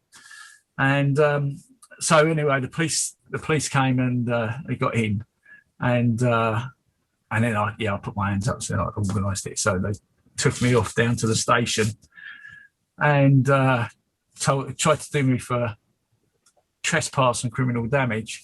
Yeah. Confiscated all the equipment. And anyway, I woke up on the Sunday and I had a bad headache. And so I went to the doctors, and the doctor was like, "Oh, have you hit your head?" And I was like, "Oh, yeah, I got hit on the head with a truncheon." And he went right into one. He's like, "What, you got hit on the head with a truncheon?" You know, and told him the story. And he said, like, the police are not allowed to hit you above the shoulder with a truncheon. So, so I phoned them up like on the Monday and said, "Oh, yeah, I've got a slight, you know, I want to make a complaint," sort of thing. And this is brilliant. And I was thinking, oh no, like this is going to be a fortune. You know what I mean? This is going to be a proper fortune. And so I goes, tells Daryl what had gone on. And he kind of knew that we were doing things that weren't quite proper, if you know what I mean. And he just goes, okay, which police station? So I was like, oh, Putney. So he picks the phone up, looks the phone number up in the book, rings the police station, like goes, blah, blah, blah. I understand you raided this party and you've got some equipment there. It belongs to me. And the police officer's going, yeah, we confiscated it. We're holding it as evidence. He's like, yeah, that's absolutely fine. I'm going to transfer the hire to you now. And then you can hear the phone go, okay, all right. So the next day I got a call, come and get your equipment.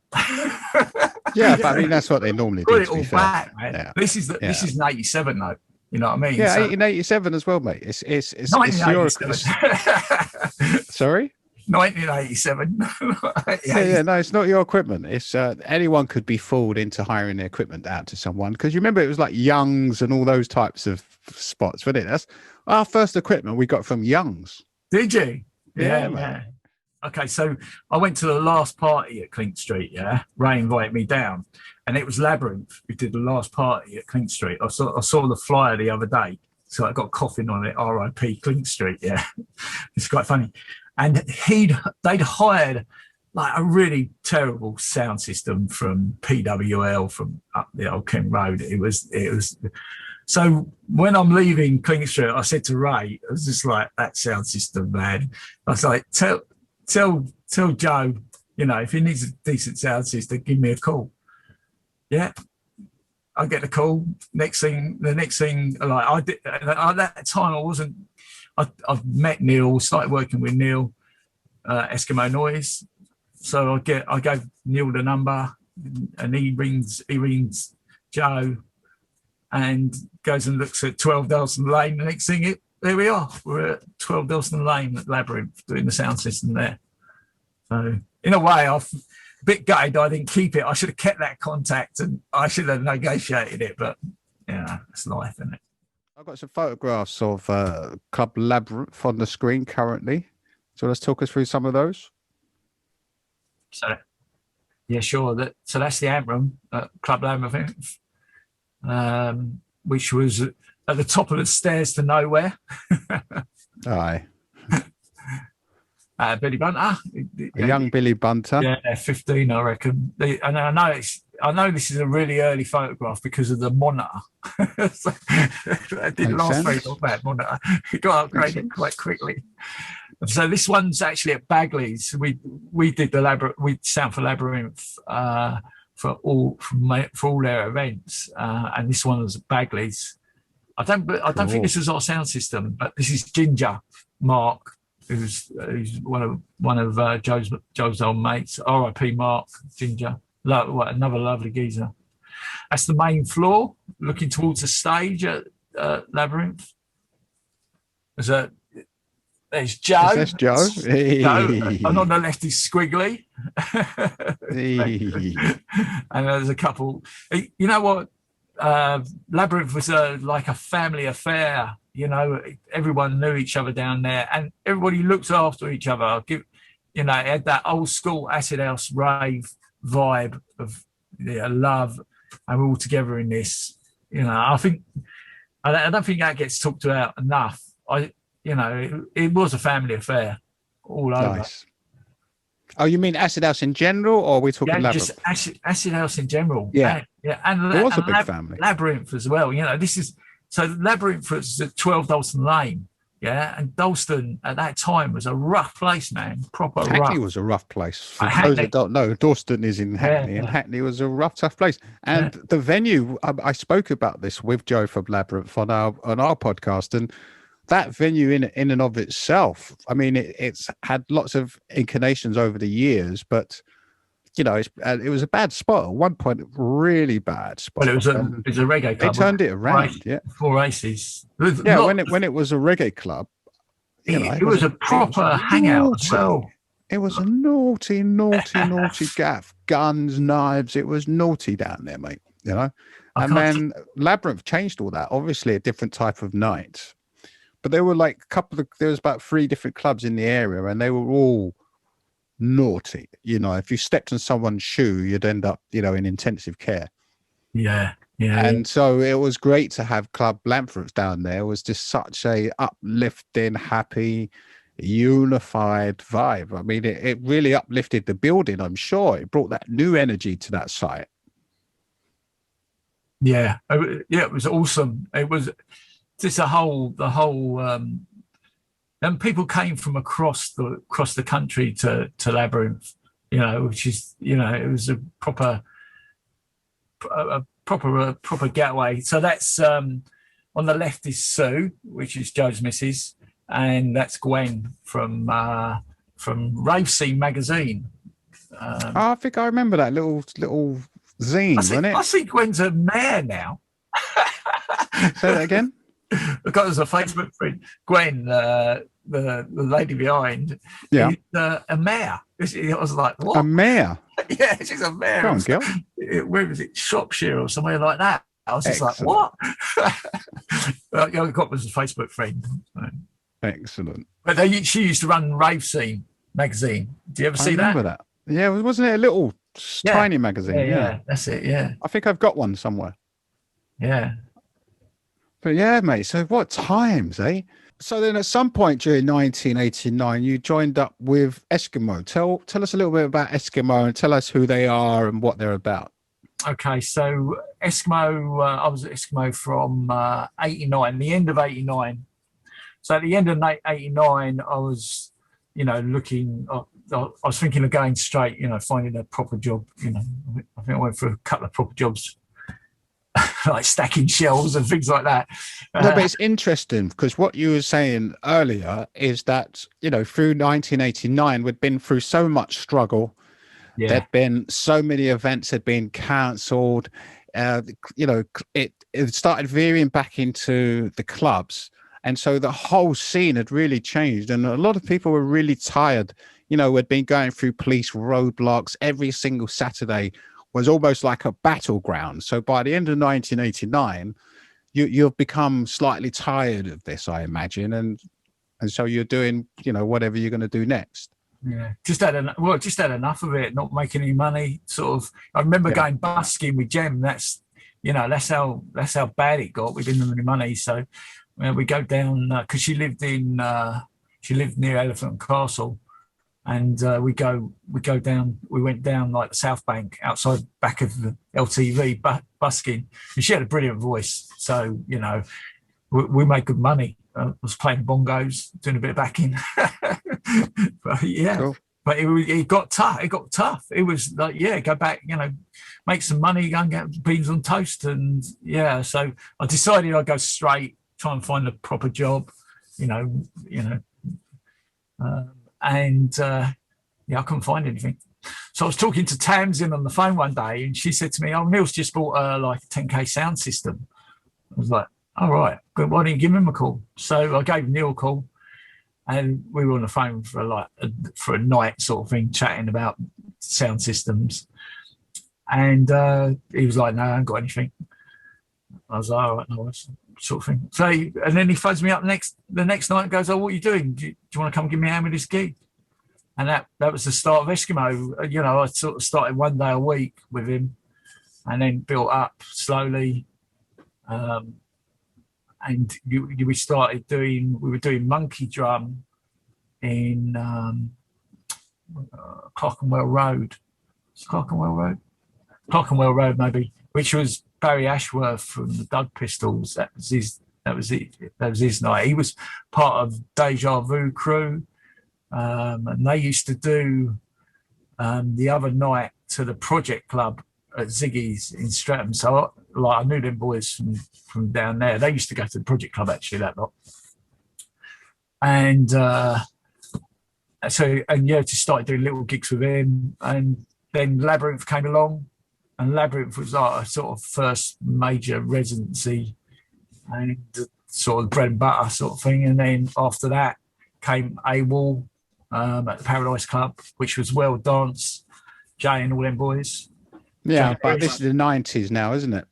Yeah, this is 90s. So we're into 90 or 91, I think AWOL started. It was early. Yeah.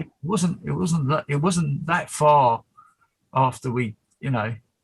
Yeah, it was like 91, 92, something like that, wasn't somewhere around there. I used to go to Labrynth. Like at first, I was working. Well, Neil used to do the Friday night, and I used to do the Saturday, or vice versa. We'd swap it around, yeah. At first, and then after about a year, Neil stopped. He had enough. He didn't want to work in clubs. I still liked it. I still enjoyed it. And then he promoted me to like operations manager. And we had a few more people, you know, grew and grew and grew. You know, did world dance, all the world dances. We used to do half of it and then bring other people in, and it just got bigger and bigger. So working with Eskimo Noise, you then went on and you got to work with all of these different types of companies, and you got to do all these different experiences on a high level, being paid, obviously. Yeah, exactly. Yeah. So you had your world dances with JP. Yeah. He was doing the world dances. And so I know you've worked on so many projects, so many different things, but let's go back to the Project Club, because the Project Club was one of those initial seminal club nights. And it's very important in the growth of Acid House, because it was where the original 5 came back from. Paul Oakenfold, Ian St. Paul, they started the Project Club. So again, it's before Spectrum, before Future. Tell us a little bit about that, mate. So where I'd done a party down in Brighton and met Carl Cox, I started working with Carl Cox, looking after sound systems for him. And so he used to do sound at the Project Club in Streatham at Ziggy's. So basically, we go down there and set that sound system up, and I'd run it.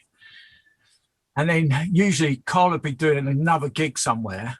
I remember one that I looked after, which was Adrenaline. Yeah, Tony Wilson. Yeah, Tony Wilson. I remember Echoes. Yeah, Echoes. Yeah, it was over in this party was in South Ockenden, right? Yeah, it was at the barn. It was a half-built cowshed. Yeah, it must be the same spot, mate. Dance with the Devil. I got a picture of this, yeah, but it's a slide, and I need to get it off. You know, get it scanned up. But yeah, there was only one spot in South Ockenden, mate. That is the spot. I've been there loads of times. I went there about 4 weeks in a row until it got burned down. This place got this. So this party actually got raided, yeah, and the police came. And anyway, I managed to persuade the police that they didn't need to take all the equipment. I'll just give them the most important piece of equipment, like a spare amplifier. Yeah, so we could have gone on, but I just didn't want to risk it. I didn't want to spend the night in the cell. So we're just sitting there, you know, with the equipment, waiting for Carl to come back from the Project Club to pick all the equipment. So I had to wait for him to play and then come over and get us. You know what I mean? I sent word that it got raided, it got stopped. But yeah, so there was that, and there was another club. I did something else up in Forest Gate with him. Which there's a story in that, but because it should be said that in terms of acid parties, there wasn't that many people that were renting their sound systems out. I mean, yes, you'd go to the shop or whatever, but there wasn't that many people, and so Carl was one of those few people that were actually doing this, wasn't he? Yeah, and I think Carl only stopped because he got stung, didn't he, by the police? They set up a big sting for the Adrenaline boys. Wow, dude, I didn't remember that. Yeah, or you could talk to him about it. I'm sure. Oh, well. Yeah, he's. I remember him telling me. Yeah, they set. Yeah, they. I think this. Well, did they set him up? Set up as a bogus rave, and then nicked everybody. No way. He got nicked. Yeah, he got. And I think the gear did get confiscated, and I think at that time they got to a point where they were confiscating the gear, and then I think they changed. If they actually arrest you as the promoter as well, then I think that gives them reason to keep the stuff. Right. Yeah. Whereas if you had just got duped as a sound company, then you would be able to get it back. But if they thought that, no, you're the promoter as well, then, you know, you're stuffed. Yeah, because I kind of lost contact with him.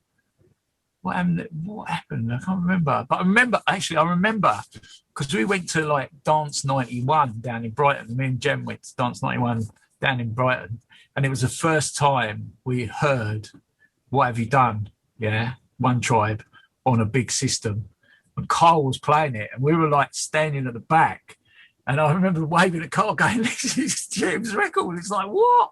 And it was just like, you know, first time to hear like that out on a big system. It's just like, what? And Carl playing it, well, man, we were both blown away. We were both like, is this real? I went to a Spectrum in Brighton with Carl. I jumped in the back of his van and went to Brighton with him and Maxine. Yes, I went to a few Spectrum parties with Carl, because Carl was playing. Carl was in with them boys as well. And of course, Carl was in with Oakie. Project Club, you know, sure. Trevor Fung and Pete Tong and Oakie. And I think it might be where I met Lisa Loudon and Nancy Noyes in Streatham at Ziggy's. You know, like it was at Ziggy's. It was a really small club, you know. Yeah, because Ziggy's was another night. I mean, Dominic Spreadlove, he used to play at Ziggy's. Did he? At that time with Oakenfold and everybody. Yeah, I got a feeling. You know, I do remember. Do you remember about Ziggy's? I remember him. I remember the doorman there, Nosha Powell. Yeah, and Nosha Powell was a stuntman as well. It was like in Eat the Rich and James Bond, and yeah, he was a character. Nosha was he was huge. He used to like be a bare knuckle fighter or something. And I remember someone saying to me, if you see Nosha take his glasses off, and I was like, hey, he goes, just get out of the way. I was thinking, what is he on about? And yeah, and I saw him, like when he took his glasses off, I couldn't see anything. And he was going to hit someone if he took his glasses off. So everybody just moved out of the way. It was hilarious. But in Streatham at that time was again like Hackney. Again, mate, you know, you've been around for so long and you was around at that early time. And so you must have some Prodigy stories. Yeah, I did the first Prodigy PA at Labrynth. I weren't too happy actually that day. So Joe had a habit of not telling you what was going on. You know what I mean? It's like you had to be clairvoyant. So I got to the club. You know, well, you got to keep the cards close to your chest, mate. Oh, mate! I got to the club, and there's all these geezers in there, and I like geezers in my sound room. I was like, who are you? And like, oh yeah, we're the Prodigy. I was like, right. And then I saw the graphic, and they gone and changed it. I was like, who touched that?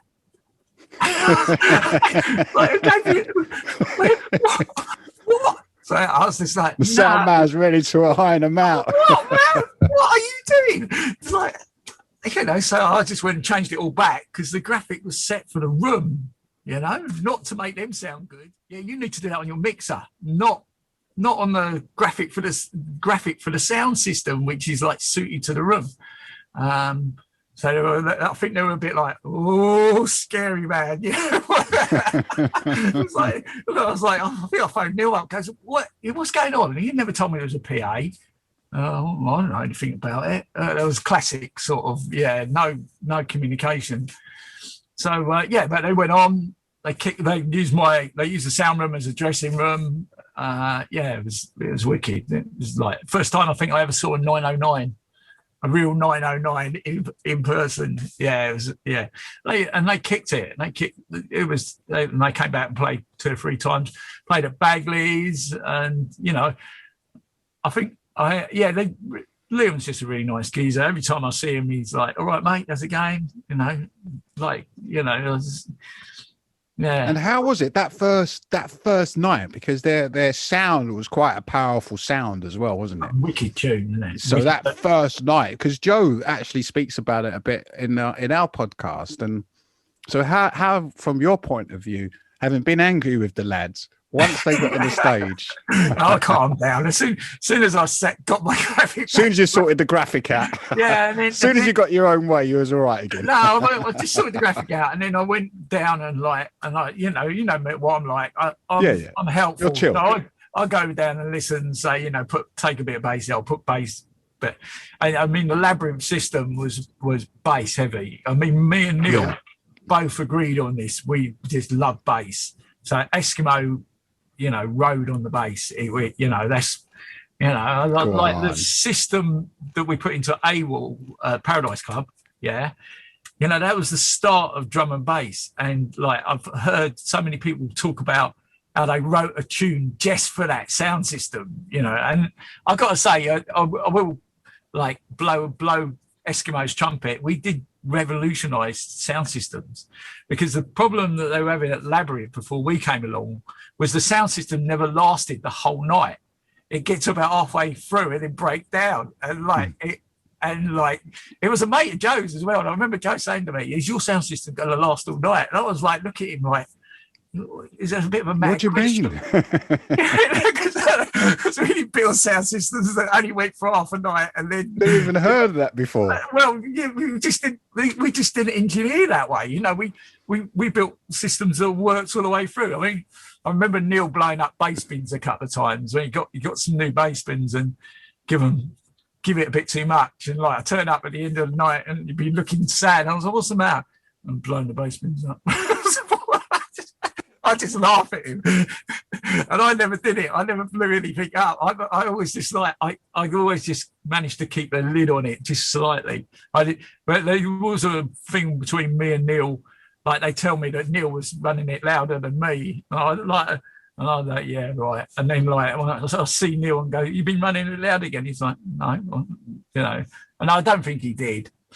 Well, there's another thing as well. Like, certain DJs, like, they don't need it like balls out. Do you know what I mean? The certain music doesn't need to be really too hard, and then there's other types where you need a bit more bass. So I ride it as well, and I'll be riding the amps. I'll be clipping them. and I imagine Prodigy, they needed that bass. Yeah. Like, they had a W30 and 909. And they sounded wicked. There is something about organic sound coming out of the machines that is so, is just the next level on, really, from a record. Yeah, even just the rawness of it, the power. Now, the 909, was like your techno drum machine. That's what the Prodigy used, and then your house drum machine was like the 808.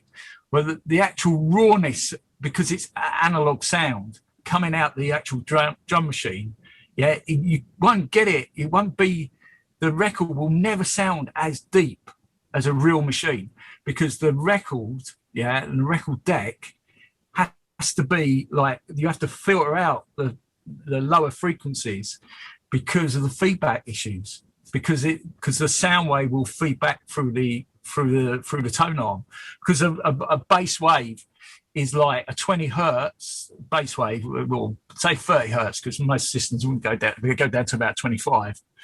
30 hertz is actually 30 feet long, the actual sine wave, the way. Wow. So you can't hide from that wave. So it's going to go back through the arm of the deck. Whereas if it's coming out of a machine, there's no feedback. It's just, it blows it away. So they sounded wicked, raw and wicked, And they played Every Picture Tells a Story as well, up here. It was at Tottenham Recreation Centre. That was awesome as well. It was a slightly different system, because the system at 12, and the shape of the room, I imagine, was quite different as well, wasn't it? Yeah, it was more warehousey. Like 12 Dawson Lane was good because it had a high ceiling, because it used to be a cinema. It used to be the lobby for the cinema theatre around the other side. It's a massive place, So, and obviously, we were really masters at tuning systems for rooms. We go and look at the room, and we put the system in and then move it slightly, and even a couple of inches does make a big difference to the sound. You know what we're bouncing, and how many people were in there. Although Labrynth, I've got to say, I don't know, 90% of the time it was rammed. There's only a couple of times when it wasn't rammed, if it was a big rave on, but most of the time it was sweatbox, man. And let's talk, yeah, for sure, mate. I mean, let's talk about, while we're talking about the sound, I mean, I know that Eskimo noise, you know, they were hugely popular throughout the 89s and even still today, I imagine they're still running. But tell us about some of the people you worked with while you was with Eskimo noise. Yeah, so, I mean, we were just loved by the promoters. So the promoters dragged us in to all the venues they wanted to do. It's like, yeah, we've got this sound system. You know, we go in and do a free demo as well, you know, for the first week, you know, give it to them free. You know, well, once we've been in there, we played the system, they just know, there's no going back, you know what I mean? That's confidence. Yeah, that's right. That's confidence. But we knew we could do that. And like, yeah, there wasn't anywhere that we went, no, we don't want you to come back next week. In fact, when we did it at SW1, we caused a right uproar because it turned out that the sound system that it was in there was rented by the licensee of the venue. And this didn't come out until we went in there, and they went, no, we don't want that system. And the promoters all, what? Why not? You know? So they ended up upgrading the sound system in the venue all through that, and eventually it got taken over, and then they called us back in. They were like, come back, we want you in again.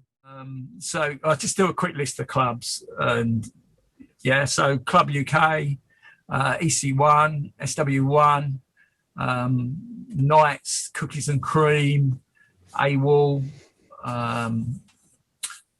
Yeah, I'm stuck in now. There's so many. And then obviously, I know that you worked with Goldie, Asian Dub Foundation. Yeah. Tell us a little bit about all that.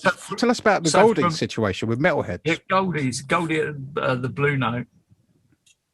So Goldie was mates with JP from World Dance, and Goldie went AWOL and he Paradise Club. And he was just like, yeah, you know, hook me up with these boys. So Neil sent me down there to to have a listen on the first night at the Blue Note and take down a pair of monitors. I took down a pair of monitors because they didn't have any monitors. I think at the Blue Note, that sounds quite mad. So I went in and I went, it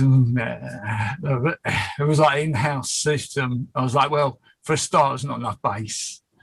I was like, you could probably get away with the tops, but I think we're going to need to put some more bass in there at least.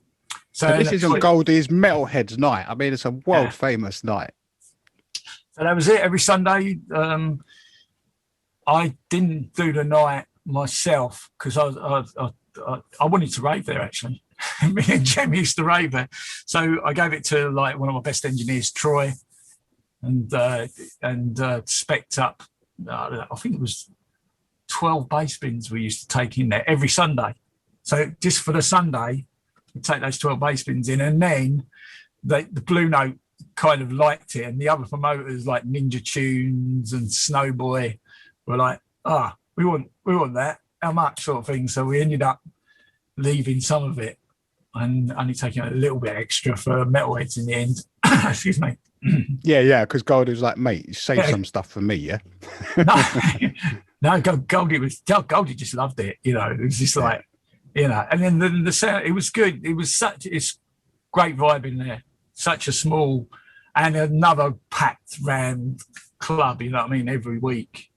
It was like, and that was that whole new sound, a whole new drum and bass vibe. I mean, that must sound amazing on those speakers. Yeah, well, it was built for it. Both me and Neil, you know, and all the Eskimo boys are into the music and into the way it sounded, you know. Although me and Troy come from techno, we do like a bit of, we like everything. We're very eclectic in our taste. The same with Neil was very eclectic. Sure, mate. You know, we just loved hearing it. We liked it to be clear with, you know, that bass that just hits you and moves you.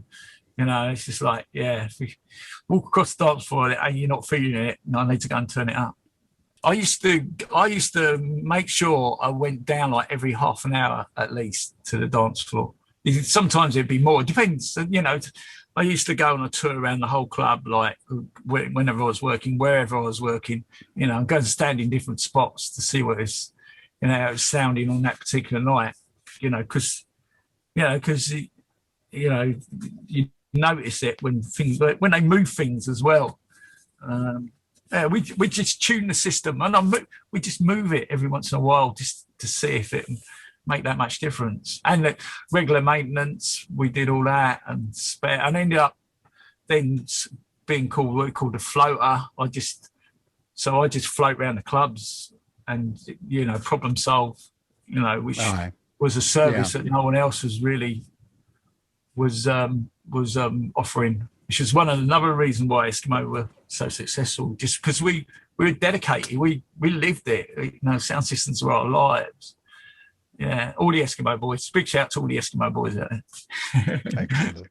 So when you look back at that acid house period, and I know that you was at the Energies and the Sunrises and all of those massive events, but what venue really stands out to you? I think it's hard to put. You know, there's so many memories of so many different places, and I mean, Clink Street has got to be the one for me, because, you know, I think whenever I went anywhere else, I'd see my Clink Street family, you know, in those other places, and there was lots. I went loads of different places. Energy is special because of what it was. It's just such a, you know, for me, I did go to some other big raves after that, and I think Energy was just next level. You know, I think, yeah. Labrynth as well. I mean, Labrynth, same thing. Even when I was floating, going around all the clubs, I always used to go. I'd go Labrynth, but I'd go Club UK as well. There were so many good nights, you know, through the 90s as well. It was different, obviously, because I crossed. It was became more work, whereas, like, you know, the acid house days we were doing it for fun, weren't we? Remember? So that was the second part of the question. You know, on a professional level, what really stood out for you? What inspired you to go on? Because you stayed in this game, you stayed in that career. You're a sound and audio engineer, architect, technician, landscape designer, however you want to frame it. Multimedia. And what was the night that you was like, yeah, I'm doing this for the rest of my life, mate? It's entertainment, isn't it? And that's what it boils down at the end of the day. It does down to, and it's kind of what I wanted to do when I left school. I wanted to do entertainment. I've crossed the line now and become, you know, DJ and artist. And, you know, I've tried to move away a couple of times, you know, but my heart's still in entertainment. And dancing. You know, what's kept you in it? What's kept me in it? Yeah, I guess that for me personally, I've always intrigued by the idea of setting up communities and social platforms where everyone can get together and share ideas and concepts. But this all came from Acid House, and so everything that I've been involved in since Acid House has been vehicles that unify people. A lot of the time, free vehicles, free platforms, you know, tech wise and stuff. And so that's always been the thing for me, is creating international communicative projects which bring people together. And I'll always do that, I think. I've got something to say before we go on, and that is, I want to say a big thank you to you, right? Because for the belief that you put in me, back for those in those reunion days, Yeah, because that's one thing we didn't mention, did we? We didn't actually mention that you did Genesis production for me and my 2 reunions, mate. I know. Thank you. Well, no, thank you. Because like I remember you saying to me, "Oh, I'm going to start an internet radio." You went to me. There's 2 things. You went to me. I'm going to start an internet station. Yeah, I want you to run it. I was like, all right, okay. But like that had such a massive effect on my life. You know, DJing, getting back into the DJing and making music, you know, and everything that come from that. And then because that was it, just so people know that we did the Genesis reunion, and from that became a radio station. And this is 88 Radio. Yeah, I mean, it started off with one chap who contacted me and said, you know, you know, you've done such a great thing with Genesis. I want to build you a radio station. Unfortunately, we ended up falling out with that chap. I don't want to say anything negative about the chap. I wish him all the best. But we carried on without him. But I do wish him all the best. And yourself and my sister Shrine, you guys were in there running it. And that was quite exciting, wasn't it? Was that 2012, was it? Yeah. Well, all the way till then, wasn't it? From 2000. Well, we did 2. We did 2011 and 2012, didn't we? Yeah. And that, so it's, and then on the 2012 rave, I got to DJ at the rave, which, you know, on the reunion, which for me as well was a massive thing in my career, shall we say. And I mean, a lot came out of that. What the things that I noticed that came out of the Genesis reunions, unlike previous events, we obviously didn't have the internet, we didn't have social media, but what came out of these reunions is this thriving community, like with yourself. And I noticed this bond between quite a large group of people that has continued from those Genesis parties till today. Yeah, totally. That was a massive gap. That's funny. What's it? You're glitching a little bit. That's why. Oh, okay. You're glitching me a little bit, but massive community, and obviously a new community online, and we're spread across the whole world. You know what I mean? Like so many people that, you know, that I'm still connected with from those Genesis reunions and the radio station, Genesis 88 Radio. And I also want to thank you for your production skills, which I don't think you really understand. But I remember just before I was going to go on, you went to me, "Don't play too hard." And you were right, you know, because you know me, you've heard what I play, and you were right, you were totally right. And quick rearranging my set. But, you know, I think that's probably one of the best sets I played, actually. I'm like well happy. I was well happy that night. It was a great production, mate. The sound system, because again, it was Eskimo noise, wasn't it? Yeah. Sound system was amazing. That light show you put was amazing. Everyone had a great time. I must say, everyone had a great time. Shout out to Pat on the programming of the lights. Mr. Was that big Rasta geezer? No, that was the big Rasta geezer. He's the guy who supplied the equipment. Tony, his name is. Yeah. He's a Brixton boy. He was a force to be reckoned with, wasn't he? But Pat Murphy, who did the actual programming, the lighting and the operating on the night. Yeah, he's an old acid head.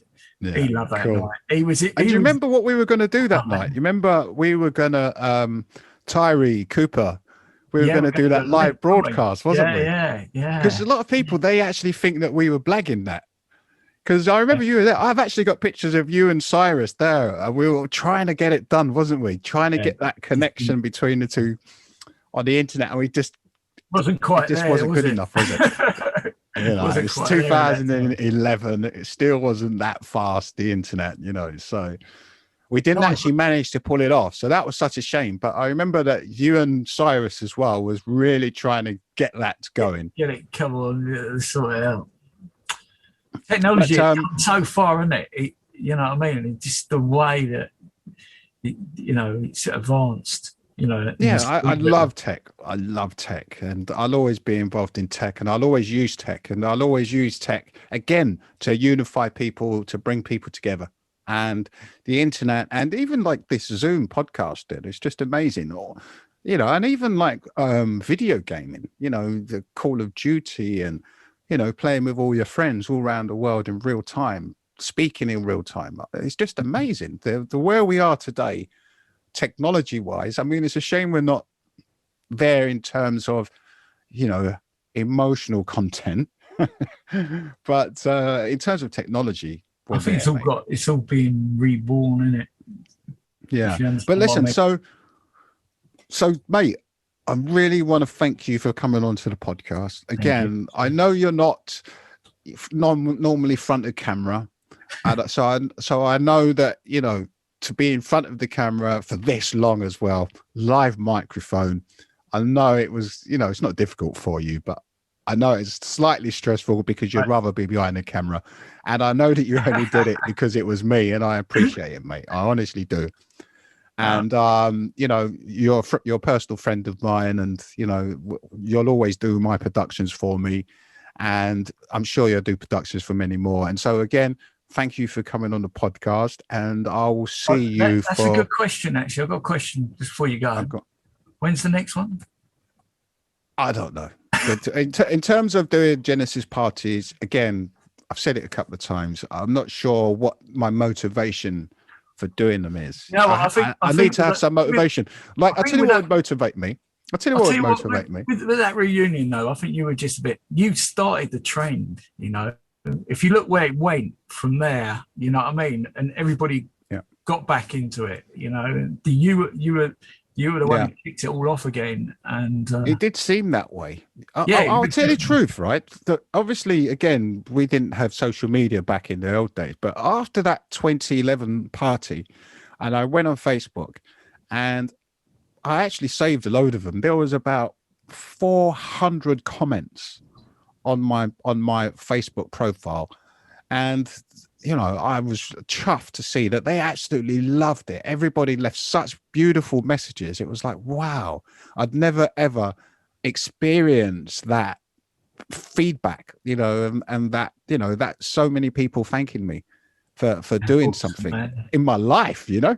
So when I saw that, I was like, oh, that's a beautiful thing. I think we did a beautiful thing, and that's why I don't necessarily want to spoil it by doing another party. But I feel if I was to do something, it has to be special. Like I'd be up for doing a party for 100,000, you know, or I'd be up for doing a big party on an island somewhere, you know. Yeah. You know, a bit like the Fae Festival, but for real. I think I'll be up for doing something with, like, you know, energy level production. Do you know what I mean? I'd be up for doing something with Tintin and the boys. Listen, if all of us got together, you know, myself, Tony, I doubt if Tony would be able to get involved, but if we all got together, Tintin, you know, Jarvis, couple of heads. It's got to be a ticket, isn't it? It's got to be, you know what I mean? Maybe. I mean, maybe on I've got other focuses right now, but if something interesting comes up, I would definitely look at it.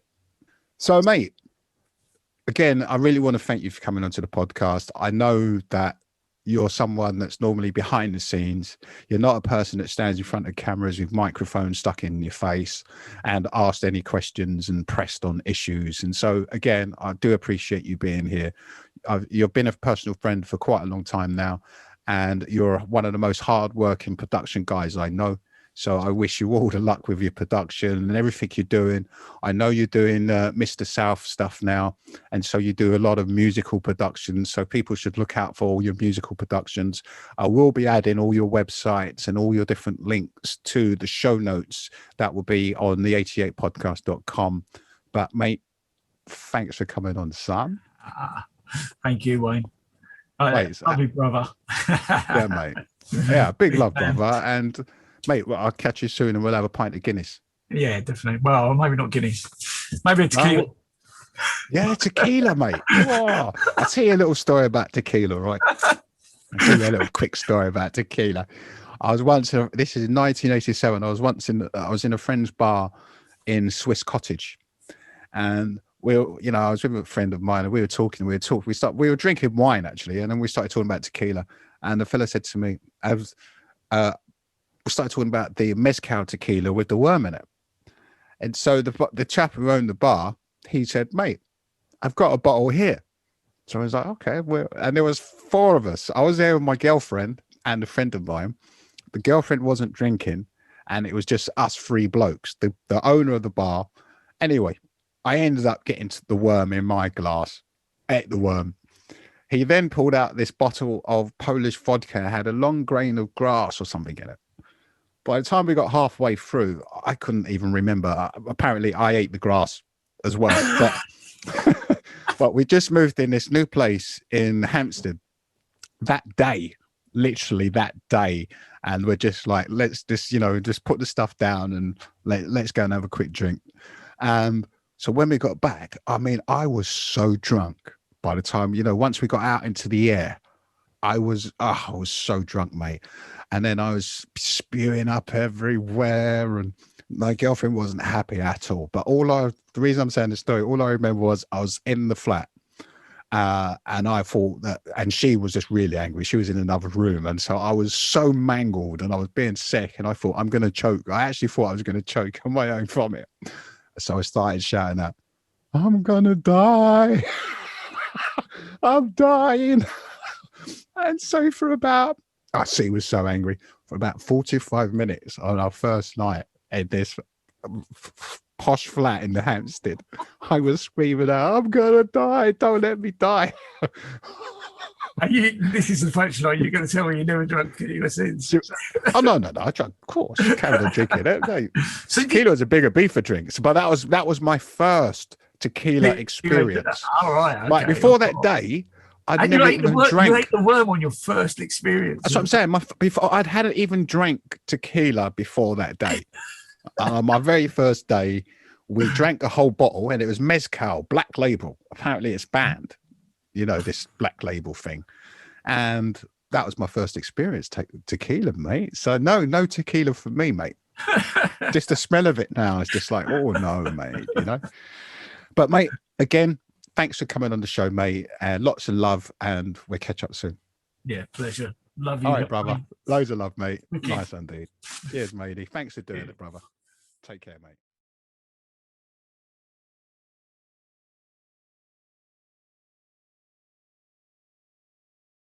Live hopefully in 1988 and have a great 88.